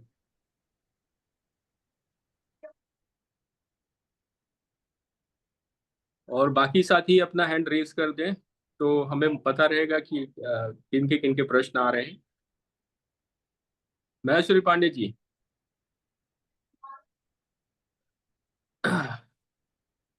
महेश्वरी पांडे जी शायद सुन नहीं पा रहे हैं।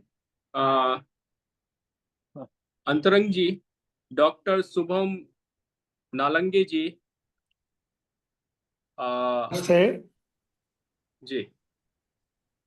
हाँ, मैं डॉक्टर सुभाष नालांगे बात कर रहा हूँ, महाराष्ट्र से हूँ।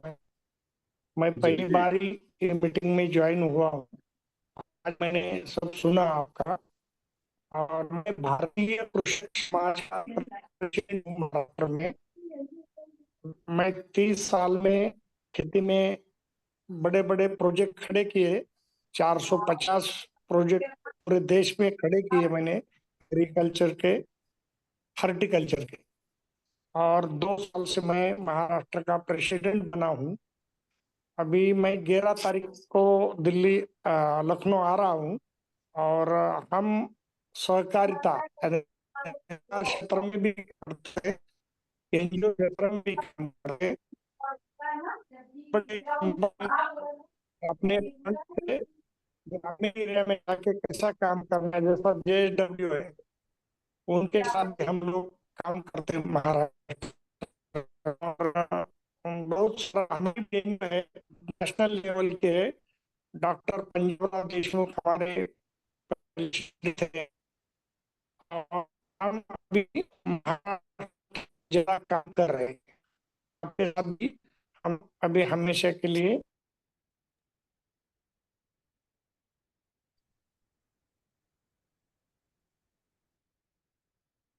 आपका आवाज बीच में बंद हो गया।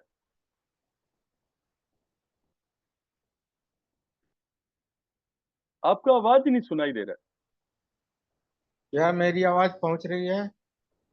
जी हाँ। मैं माहेश्वरी पांडे जी सर। सभी मीटिंग में उपस्थित सभी महानुभावों को सादर प्रणाम करता हूं और महेश शर्मा जी ने जो रोचक और ज्ञानवर्धक जानकारी दी है इसके लिए धन्यवाद ज्ञापित करता हूं। एक मेरा प्रश्न ये है महेश जी आपसे जी कि समाज में जो ये सब सामाजिक कार्यक्रम या देश के प्रति सहभागिता या देश के प्रति चिंताएं जितना आमतौर से हम देख रहे हैं बुजुर्गों में, रिटायर्ड लोगों में अपनी सरकारी सेवाएं दे करके आते हैं, प्रयास करते हैं, यहाँ भी ऐसे लोग हैं, या जो लोग सार्वजनिक जीवन में पूरा जीवन अर्पित करती है ऐसे लोग, जो हमारे नौजवान हैं जो अंडर ग्रेजुएट और पीजी कोर्सेस में कर रहे हैं। पहले ऐसा, हाँ, हम ऐसा सुनते थे और देखने में आता था कि वो एक्स्ट्रा कुरिकुलर एक्टिविटीज में देश की समस्याओं पर गहरी नजर रखते थे और इसके लिए धरना प्रदर्शन, आंदोलन, सामाजिक जन चेतना, जागरूकता आदि चलाते थे। आज के परिप्रेक्ष्य में मैं युवाओं की भूमिका नहीं देख पा रहा हूँ, तो युवाओं की अधिक से अधिक भूमिका इन कार्यकलापों में कैसे आकर्षित की जाए, इसके लिए आपसे सुझाव चाहते। धन्यवाद। धन्यवाद पंडित जी। मैं आपकी जानकारी के लिए बताऊं कि भारत सरकार ministry of social justice and empowerment, उन्होंने एक national policy on older persons बनाई थी 92 में। उस नेशनल पॉलिसी के अंदर एक नेशनल एडवाइजरी काउंसिल सेटअप की गई है और भारत सरकार ने बुजुर्गों की जरूरतों को और उनकी समस्याओं को दूर करने के लिए एनजीओ को प्रमोट किया है।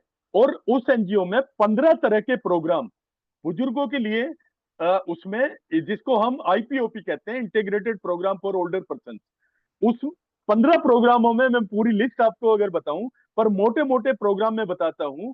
Public awareness building, day care centre चलाना और एम्बुलेंस चलाना और उसमें काउंसलिंग हेल्पलाइन चलाना, डिमेंशिया क्लिनिक चलाना, ओल्ड एज होम नए सेटअप करना, इस तरह करके।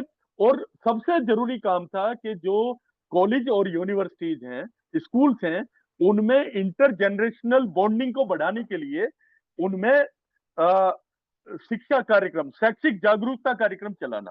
तो इसमें भारत सरकार ने जो भी एनजीओ कॉलेजेज में जाके, यूनिवर्सिटीज में जाके बुजुर्गों के जरूरतों के लिए, उनकी समस्याओं के लिए युवाओं को जागरूक करते हैं, उनके लिए उन्हें अनुदान दिया जाता है एनजीओ को। तो आपकी जानकारी के लिए बताऊं, 30 करोड़ रुपया काफी एनजीओ को पिछले सालों में दिया और उन्होंने बहुत सारी यूनिवर्सिटी कॉलेजेस में जाके युवाओं को बुजुर्गों की समस्याओं और उनकी मुश्किलों के लिए उनको जागरूक बनाया। इसके अलावा आजकल एक नया कॉन्सेप्ट चल गया कि बुजुर्गों के लिए केयर गिवर प्रोग्राम ऑर्गेनाइज किए जा रहे हैं। इसमें जो भारत सरकार है वो एनजीओ को डोनेशन देती है और उसमें एक कैडर तैयार किया जा रहा है जिसमें ट्रेंड केयर गिवर होंगे जो बुजुर्ग अकेले रहते हैं या अशक्त हो चुके हैं। तो उन सब बुजुर्गों की सहायता के लिए पेड केयर गिवर की सेवाएं हैं जो बुजुर्ग देख सकते हैं। इसके अलावा जो एनएसएस है, एनसीसी है या दूसरे जो बच्चे हैं, उनके लिए उनको प्रोत्साहित करने के लिए अलग अलग क्षेत्रों में RRTC बनाए गए हैं, regional resource training centre for elderly care. तो किसी भी एनजीओ को RRTC डिक्लेयर किया जाता है और उस RRTC का मतलब ये है कि जितनी भी संस्थाएं बुजुर्गों के कल्याण के लिए लगी हुई हैं, उन सब संस्थाओं को जाकर उनको एनकरेज करना, प्रोत्साहित करना कि युवाओं से संवाद करें, बच्चों से संवाद करें, और बच्चों को जो यूनिवर्सिटी में कार्यक्रम हो तो उनमें बुजुर्गों को और युवाओं को एक मंच पे लाया जाए ताकि इंटर जनरेशनल बॉन्डिंग उनकी सेटअप की जाए। तो सरकार अपने स्तर पर तो प्रयास कर रही है, लेकिन जो संस्थाएं आजकल बुजुर्गों की सेवाओं के लिए काम कर रही हैं या ओल्ड एज होम चला रही हैं, उनको भी सरकार एडवाइजरी करती है कि आप समाज में जागृति बढ़ाओ कि जो भी अपने बर्थडे मनाएंगे, मैरिज एनिवर्सरी मनाएंगे, तो वो बुजुर्गों के बीच में मनाएं। तो देखिए, ये समाज में हर वर्ग, हर एनजीओ अपना अपना रोल कर रहा है, लेकिन आपकी बात सही है कि बुजुर्गों में लोनलीपन, एकाकीपन बहुत है, उनकी उपेक्षा हो रही है, नेग्लेक्ट हो रहा है, उनकी जरूरतों की तरफ लोग संवेदनशील नहीं है, उनके सामने बहुत सारी प्रॉब्लम आ रही है। तो और जो साधनहीन बुजुर्ग हैं, जिनके पास पैसा नहीं है, उनके पास तो उनकी तो दशा और भी खराब है। सरकार ने देखिए एक कानून लाए हैं, maintenance and welfare of parents and senior citizen act 2007।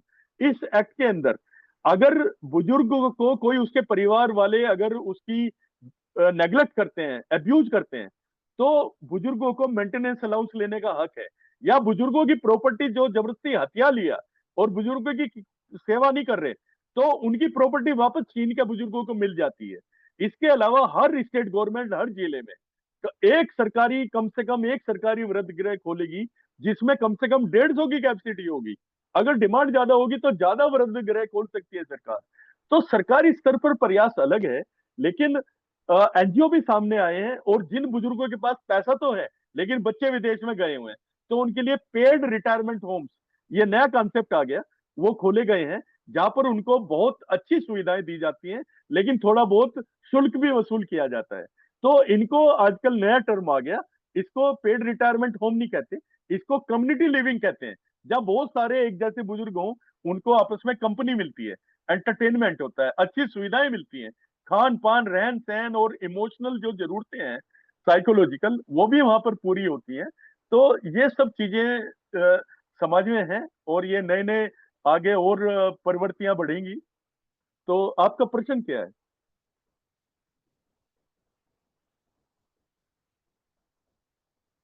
जी, हमारे अन्य साथी भी हैं, लेकिन बीच में अभी डॉक्टर सुभाष नालंगे जी की आवाज थोड़ी ब्रेक हो रही थी, इस वजह से बात नहीं हो पा रही थी। मैं अनुरोध करूंगा डॉक्टर सुभाष जी कि अपना वक्तव्य पूरा करें, और जो भी आप बोल रहे थे उसको पूरी बात रखें, क्योंकि उस समय वो बात क्लियर नहीं हो पाई थी। धन्यवाद। हाँ, धन्यवाद। जी आवाज आ रही ना आपको? हाँ जी हाँ, जी आ हाँ। रही। तो मैं ये काम ग्रामीण एरिया में कर रहा हूँ, और यही जी, बताना चाहता था। हाँ, मैं एंडी करना चाहता था, और सबका जी। आभार मानता हूँ। धन्यवाद। आपका अ, प्रश्न तो नहीं है ना कोई? क्वेश्चन नहीं है नालंगे अभी। जी आपका? अच्छा, ठीक है, ठीक है, ठीक है, ओके, ओके, ठीक, ओके। ओके। अन्य साथी हमारे जैसे नागेश्वर यादव जी हैं, राजेश कुमार जी हैं, प्रदीप जी हैं, श्री राय जी हैं, श्री राय जी महाराष्ट्र से हैं,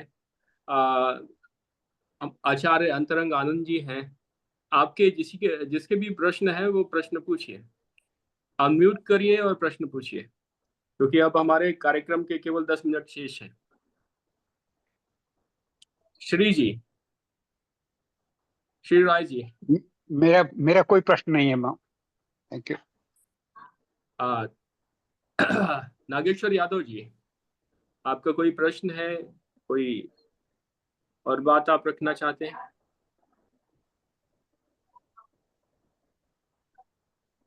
राजेश कुमार जी, प्रदीप जी, आप राजस्थान से?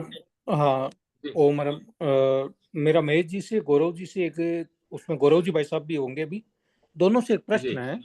आप एनजीओ के ऊपर आप बोले भी थे, और आप एनजीओ का काम भी कर रहे हो, और आप बॉर्डर के एरियो पे भी काम कर रहे हो गौरव जी भाई साहब। एक मैं साहित्यकार हूँ, मेरे चिंतन से एक प्रश्न है कि एनजीओ का जो आज में वर्तमान परिप्रेक्ष्य में जो स्थिति देख रहे हैं, काफी जगह और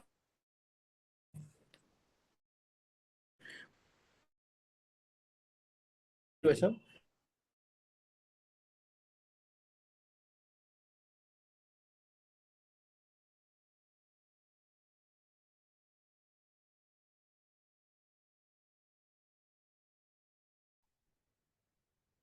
इसलिए एनजीओ है, काम है और काम होना चाहिए और काम पुरसा हुआ है, वो कैसे कड़ियां जुड़े, वो एक करके चिंतन है।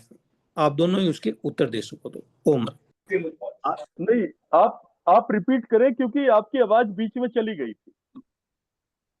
प्रदीप जी, आपकी आवाज चली गई थी बीच में। अच्छा, वापस रिपीट करता हूँ।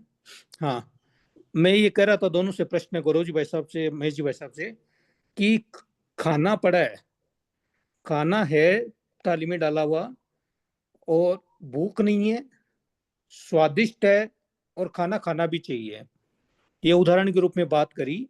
उसी तरह एनजीओ है, एनजीओ का काम अच्छा है और इसका काम का परिणाम भी, रिजल्ट अच्छा आता है और काम होना भी चाहिए और काम हो नहीं रहा है, तो वो कड़ियां कैसे जुड़े, ये बात थी। पहले गौरव जी बोलेंगे या पहले मैं बोलूं? सर पहले आप बोल दीजिए, फिर मैं बोलता हूँ। हाँ, तो देखिए, आपका प्रश्न बिल्कुल अपनी जगह सही है। और मैंने शुरू में, प्रेजेंटेशन के शुरू में कहा था कि एनजीओ बनाया तब जाता है जब कुछ मुद्दे या समस्याएं सामने आती हैं और उनका हल कोई ढूंढ नहीं पाता और सरकार उसमें सक्षम नहीं हो पाती। सरकार की जहां तक अप्रोच नहीं होती, उस अप्रोच के अभाव को पूरा करने के लिए लोगों का समूह, एक सामुदायिक अभिव्यक्ति को पूरा करने के लिए, जिम्मेदारी को पूरा करने के लिए, नीड बेस्ड, प्रॉब्लम बेस्ड, उस आधार पर एनजीओ की स्थापना होती है। अब आपने कहा खाना पड़ा है, मैं यहां कह रहा हूं यहां भूख लगी हुई है, लोगों को खाना चाहिए, तब वो एनजीओ खाने को जुटाने के लिए एनजीओ बनाते हैं। फिर उसके बाद अब सवाल ये है कि एनजीओ को हमने कानूनी रूप दे दिया, अस्तित्व में आ गया, लेकिन अब खाना कहां पर उपलब्ध है, एनजीओ को वहां जाना पड़ेगा, उसके लिए अप्रोच ढूंढनी पड़ेगी। अब वो अप्रोचेज क्या होंगी? वो अप्रोच ये होगी कि जाके सीधा राशन दफ्तर से मांगो, गवर्नमेंट से मांगो, गवर्नमेंट कहेगी नहीं है, तो फिर एनजीओ कहेगा कि ठीक है, आपके पास खाना नहीं है, तो हम जो है अपने साधन खुद तैयार करेंगे संगठित प्रयास के द्वारा। वो इसमें फिर पार्टनरशिप ढूंढेंगे, किसी कारपोरेट के पास जाएंगे, किसी कंपनी के पास जाएंगे, किसानों के पास जाएंगे कि भैया हमारे यहाँ ये जरूरत है, आप थोड़े से साधन हमें दे दीजिए, हमारी खाने की आवश्यकता पूर्ति हो जाए। और उसके बाद अब इस कैसे उसको संचालित करना है, उसके लिए हमें थोड़ा बहुत गहराई में जाके इश्यूज की समझ होनी चाहिए कि असल में हमारी प्रॉब्लम है क्या। और प्रॉब्लम अगर है हमारी, संगठित भी हम हो गए, तो हमें कौन कौन से पार्टनर ढूंढने हैं, कौन से साधन जुटाने पड़ेंगे, और किस तरह से हमें, या तो अगर ऑलरेडी कोई बेनिफिट्स हैं, लोगों को जानकारी नहीं, तो बेनिफिट्स लेना है, और जानकारी भी है बेनिफिट्स नहीं है, तो फिर वो बेनिफिट्स के लिए हमें क्रिएट करने पड़ेंगे रिसोर्सेज। और ये आप जो प्रश्न पूछ रहे हो, ये इसके लिए बहुत 2 साल का एनजीओ मैनेजमेंट कोर्स करना पड़ता है, मतलब बहुत डीप में जाके अप्रोचेस तैयार करनी पड़ेंगी, formal approach, non formal approach, हमें जो है पार्टनर कौन से ढूंढने पड़ेंगे, एक्सटर्नल रिसोर्स ढूंढने पड़ेंगे या इंटरनल रिसोर्स ढूंढने पड़ेंगे। अब एक छोटी सी बात आपको बताऊं, आजकल, आज तक लोग क्या करते थे, एनजीओ को सोचते थे कि हम एनजीओ खड़ा करेंगे और प्रॉब्लम दूर करेंगे या जरूरत पूरी करेंगे, इनको नीड बेस्ड कहते थे। लेकिन आजकल एक नया कॉन्सेप्ट आ गया, उसको कहते हैं हम asset based community development, ABCD approach. अब हम ये करते हैं कि हमारे समाज के अंदर जिस ग्रुप में रह रहे हैं, स्लम में है, गांव में है, जहां हमारे पास रिसोर्सेज है क्या, रिसोर्सेज कौन से, नेचुरल रिसोर्सेज, मैन रिसोर्सेज और एनवायरमेंटल रिसोर्सेज। अब जैसे किसी गांव में बहुत सारा पानी है, किसी गांव में बहुत सारे पढ़े लिखे लोग हैं जो मैनेजमेंट कर सकते हैं, तो वो सारे जो रिसोर्सेज हैं जो यूनिक हैं, उन सब रिसोर्सेज को हम ये सोचते हैं कि कैसे इन रिसोर्सेज को इकट्ठा करके सिंक्रोनाइज करके हम क्या इनकम अर्निंग, क्या डेवलपमेंट के प्रोजेक्ट साथ में ले सकते हैं, जिनमें इन रिसोर्सेज को सही तरह इस्तेमाल करें। उसके बाद जो रेवेन्यू आए, जो प्रॉफिट आए, जो हमारे गांव का विकास हो, उससे जो प्रॉब्लम है उन प्रॉब्लम को हम एड्रेस करें, दूर करें। तो आजकल दूसरा हो गया, आजकल लोग जरूरतें पूरी करने के लिए नहीं, बल्कि जो यूनिक एसेट्स हैं, एसेट बेस्ड, उन एसेट्स को यूज करके अपना डेवलपमेंट कर रहे हैं, होलिस्टिक डेवलपमेंट। तो खाना पड़ा है, तो जब लोगों को भूख ही नहीं है तो खाना क्यों है वहां? खाना तो वेस्ट हो जाएगा। खाना तब मिलना चाहिए जब लोगों को भूख हो, ताकि खाने का उपयोग हो जाए। और खाना कैसे खाना है, उसके लिए पहले हाथ धोना पड़ेगा, फिर जो है खाने को धीरे धीरे चबाना पड़ेगा, फिर अंदर लाना पड़ेगा। तो ये सिस्टमेटिक नॉलेज है, ये एक प्रोफेशनलिज्म है कि एनजीओ को कैसे मैनेज करना है, ये सब सीखना पड़ता है। इसको एनजीओ फेल क्यों होते हैं? क्योंकि या तो लोगों को एक्सपर्टाइज नहीं है, या नॉलेज नहीं, या उत्साह नहीं, या सस्टेनेबिलिटी नहीं है, या एक बार फंड मिल गया दूसरी बार उनका सिक्योर आगे पता नहीं कि कैसे मैनेज करेंगे। 75% एनजीओ इसी तरह बंद हो जाते हैं। तो ये एक बहुत गहरा सब्जेक्ट है, मैं संक्षेप में इतना बोला है। आप अगर अलग से कहेंगे तो बहुत कुछ जानकारी दे सकता हूँ जी। महेश जी अपना फोन दे देना, महेश जी अपना फोन दिखा देना। भाई साहब के पास है। अच्छा, मैं थोड़ा सा ऐड करता हूँ। महेश जी आपने बहुत ही अच्छे से एक्सप्लेन कर लिया है सारा। मैं अपना पर्सनल एक्सपीरियंस बताता हूँ। देखिए 1990 में कश्मीर घाटी में काफी सारा सिचुएशन, वो जो पलायन हुआ और बाकी सारी चीजें हुई, तो एक वहां पे रिक्वायरमेंट थी, वहां पे हमने आइडेंटिफाई किया एक इशू को, और उसके उसके माध्यम से हमने एक इनिशिएटिव स्टार्ट किया। वो इनिशिएटिव जो स्टार्ट किया था वो हमने चाइल्ड केयर होम करके, कम्युनिटी डेवलपमेंट सेंटर करके, बिकॉज काफी सारे लोग वहां से पलायन होके निकल गए थे। तो हमारे को कम्युनिटी रीडेवलपमेंट के लिए वो एक इशू बेस्ड एक एसोसिएशन स्टार्ट करनी पड़ी, जो हमने स्टार्ट किया कुछ ग्रुप ऑफ पीपल के साथ। सर आपकी, महेश जी आपकी बात कायम रखते हुए फिर एक एक इशू और जुड़ता गया। आज हमारे जो इनिशिएटिव्स हैं, चाइल्ड केयर होम्स को छोड़ के women development centre, women development centre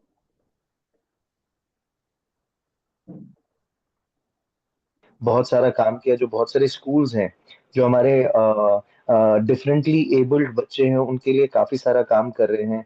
आज हम क्रिटिकल केयर और ट्रॉमा एम्बुलेंसेस करके एक एम्बुलेंस का नेटवर्क हमारे जो बॉर्डर एरियाज है उस पे चला रहे हैं। तो मैं ये बोलूंगा, मेरा जो एक्सपीरियंस है कि हमने स्टार्ट किया एक इशू को लेकर और उसके बाद इश्यूज जुड़ते गए, और जब आपके इनिशिएटिव में एक सच्चाई है, एक कॉन्फिडेंस है और करने का जज्बा है, तो आपके साथ और लोग जुड़ते जाएंगे। मेरा पर्सनल एक्सपीरियंस ये है, हम पहले डोर टू डोर कैंपेन, जब हम छोटे थे, जब एक इशू स्टार्ट किया तो हमने डोर टू डोर कलेक्शन से स्टार्ट किया। हम लोग वो डब्बा ले, आज भी मुझे याद है 1999 2000 में हम एक डब्बा लेकर जाते थे और घर घर कलेक्ट, दो दो 5 रुपए 10 रुपए वैसा करके कलेक्ट करते थे।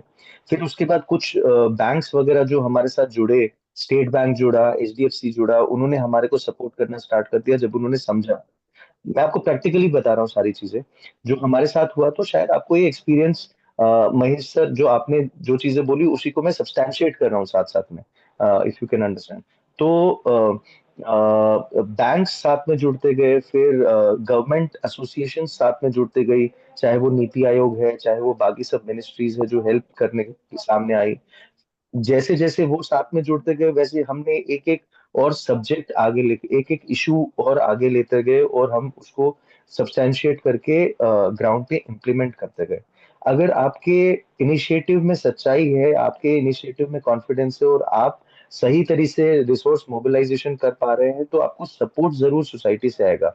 हैविंग सेड दैट, मैं आपको एक और चीज बताता हूँ कि हमने 10 साल ये एनजीओ चलाया, और 10 साल के बाद मुझे पर्सनली ये लगा कि जो आपने बोला कि फॉर्मल एजुकेशन लेना जरूरी है, तो फिर मैंने Tata institute of social sciences से एक डिग्री भी ली, जो सोशल साइंसेज का one of the good institutes है। वहां से मुझे डिग्री लेने की जरूरत पड़ी। जैसा महेश सर आपने बोला कि हमारे को फॉर्मली एजुकेट होना बहुत जरूरी है। रिसोर्स कहाँ से आएंगे, रिसोर्स की इम्प्लीमेंटेशन कैसे करनी है, रिसोर्स को मोबिलाइज कैसे करना है, आपके ग्राउंड पे स्ट्रक्चर्स कैसे बनाने हैं, आपके ऑर्गेनाइजेशन को डेवलप कैसे करना है, चाहे वो ह्यूमन रिसोर्सेज हो, चाहे वो सोसाइटल रिसोर्सेज हो, फिर आपका ब्रांड कैसे बिल्ड करना है, ये 5 वे अप्रोच जो रहता है, आपके सपोर्ट सिस्टम कैसे डेवलप करेंगे, ये वो सारी चीजें लेकर आपको एक फॉर्मल एजुकेशन होना बहुत इंपॉर्टेंट है, ताकि आपका जो लोग आपको सपोर्ट कर रहे हैं उनका कॉन्फिडेंस आप में बने, उनको ये समझ में आए कि आप जो काम कर रहे हैं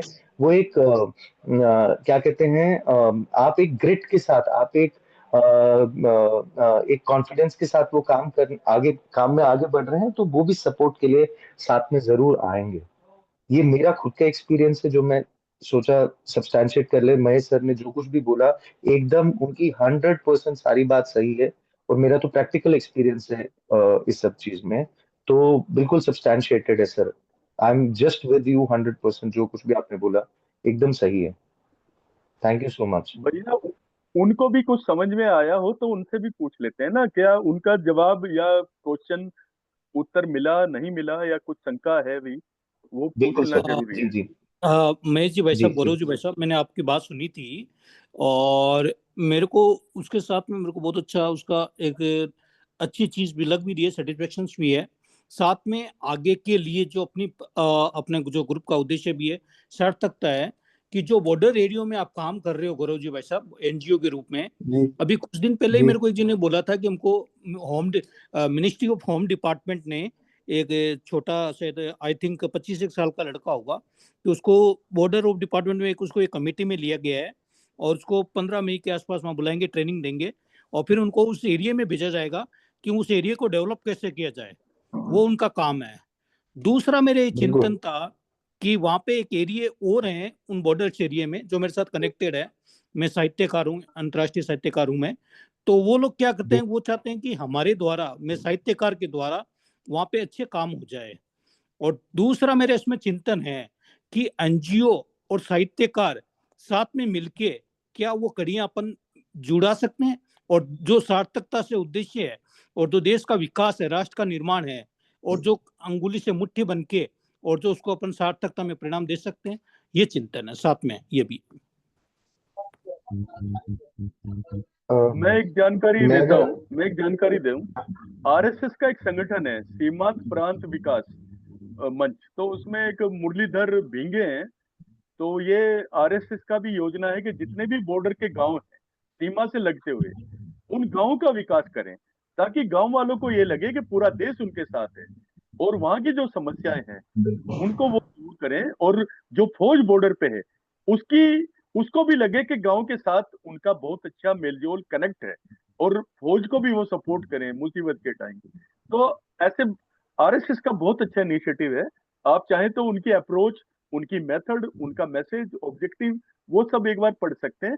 मंथन नाम की पत्रिका में उन्होंने अपना ये सब प्रोजेक्ट के बारे में दिया हुआ है। आ, कार्यक्रम का समय लगभग पूरा हो चुका है। मैं अंत में आचार्य अंतरंग आनंद जी से अनुरोध करूंगा कि वो आए और धन्यवाद ज्ञापन दें, और जो भी प्रश्न है वो भी पूछ सकते हैं वो, और धन्यवाद ज्ञापन के साथ ये कार्यक्रम की समाप्ति करें। जी, हरे कृष्णा, राधे श्याम। ये महेश भाई जी, आपने बहुत अच्छा आपने प्रस्तुति दिया, और जितने भी हमारे साथी जिन्होंने जो जो अपनी बातें रखा, उसमें बहुत सारे गौरव जी ने जो अनुभव शेयर किया वो भी बहुत ही लाभकारी है। हमारे बल्ले भाई बराबर आते हैं, और प्रदीप जी तो खैर जवाब ही नहीं। ये सब है, और एक चीज जो बहुत मतलब कॉम्प्लीमेंट के साथ ये प्रश्न भी बनता है कि आपने एनजीओ में आंदोलन की बात भी जोड़ा महेश जी। हम लोग, चूंकि मैं बचपन से आंदोलन के साथ बड़ा हुआ और आंदोलन में अपने पिता को भी खोया, तो फिर उसके बाद तो जीवन पूरी तरह समर्पित करके आगे बढ़ता रहा। तो हमने बहुत सारे सामाजिक कार्यक्रम जो किए हैं, उसमें कभी रजिस्टर नहीं कराया बहुत सारे सामाजिक काम में। तो क्या उसको एनजीओ बोलते हैं क्या? मतलब उसको एनजीओ का स्टेटस मिलेगा? क्योंकि उसमें बहुत सारा चीज ऐसा होता है, हमें सरकार से मुठभेड़ करना पड़ जाता है, बहुत सारी बातों के लिए हमें आंदोलन करना पड़ता है।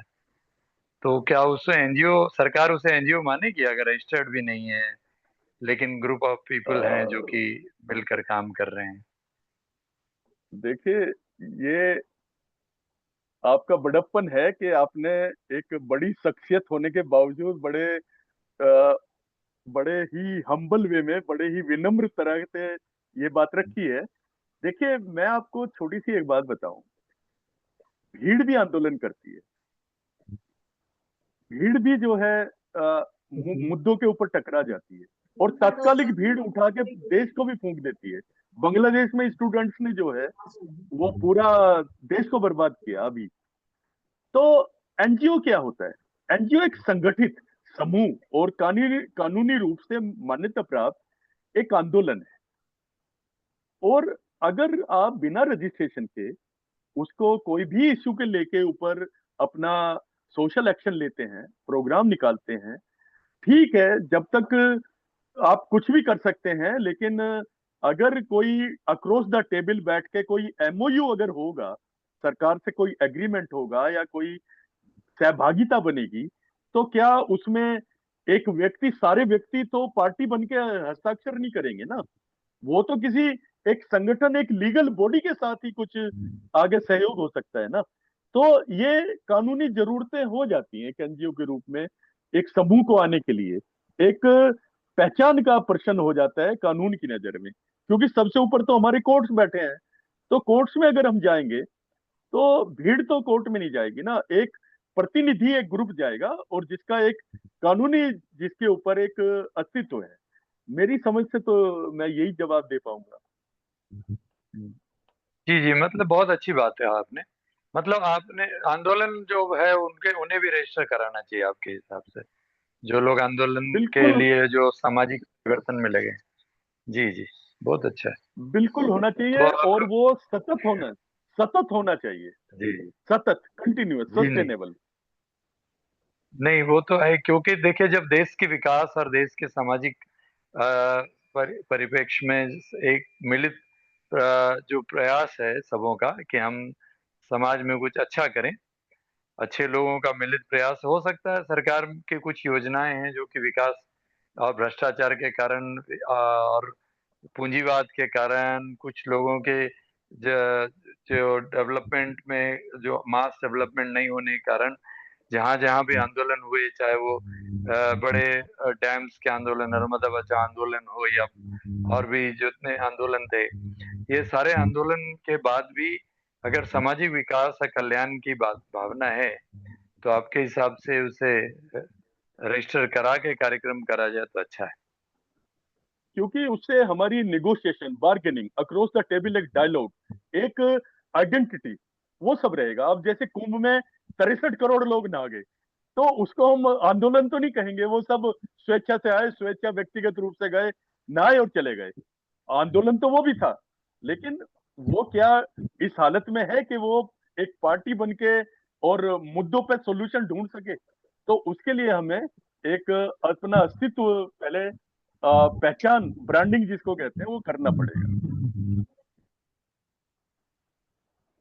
जी जी, बहुत बहुत धन्यवाद महेश भाई जी। हम अपने पुरुषार्थ धर्म सभा और हमारी जो सामाजिक गतिविधियां जो हमारी चलाई जा रही, जन नीति और IFYP, सबके मिलित प्रयास से हम लोग सब मिलकर जो एक संगठित रूप और अलग अलग विचारों के लोगों को एक साथ ला करके काम करने की जो प्रयास हो रही है हमारे अभिषेक भाई के नेतृत्व में और बाकी सभी साथी के सहयोग में, मैं सबों को सहृदय धन्यवाद ज्ञापन करता हूं। और सभी इस प्रकार आए और अपना जो भी योगदान है वो प्रस्तुत करें और इस आनंद का लाभ उठाएं और देश को संगठित करके फिर से भारत को भारत बनाने में अपना सहयोग दें। धन्यवाद। राधे राधे, हरे कृष्णा। राधे राधे, धन्यवाद आपका भी। आप सभी का धन्यवाद। आपका दिन मंगलमय हो। शुभ रात्रि। कल फिर मिलेंगे 8:15 बजे। कल का विषय होगा हमारा जैविक AIF और जैविक कृषि। इस विषय को रखेंगे आपके सामने श्री राम कुमार अत्री जी, जो कि जैविक को लेकर पिछले 15 वर्षों से आंदोलनरत हैं और जैविक में काफी काम कर रहे हैं। तो कल मिलते हैं 8:15 बजे। धन्यवाद। बहुत बहुत धन्यवाद अभिषेक भाई और आप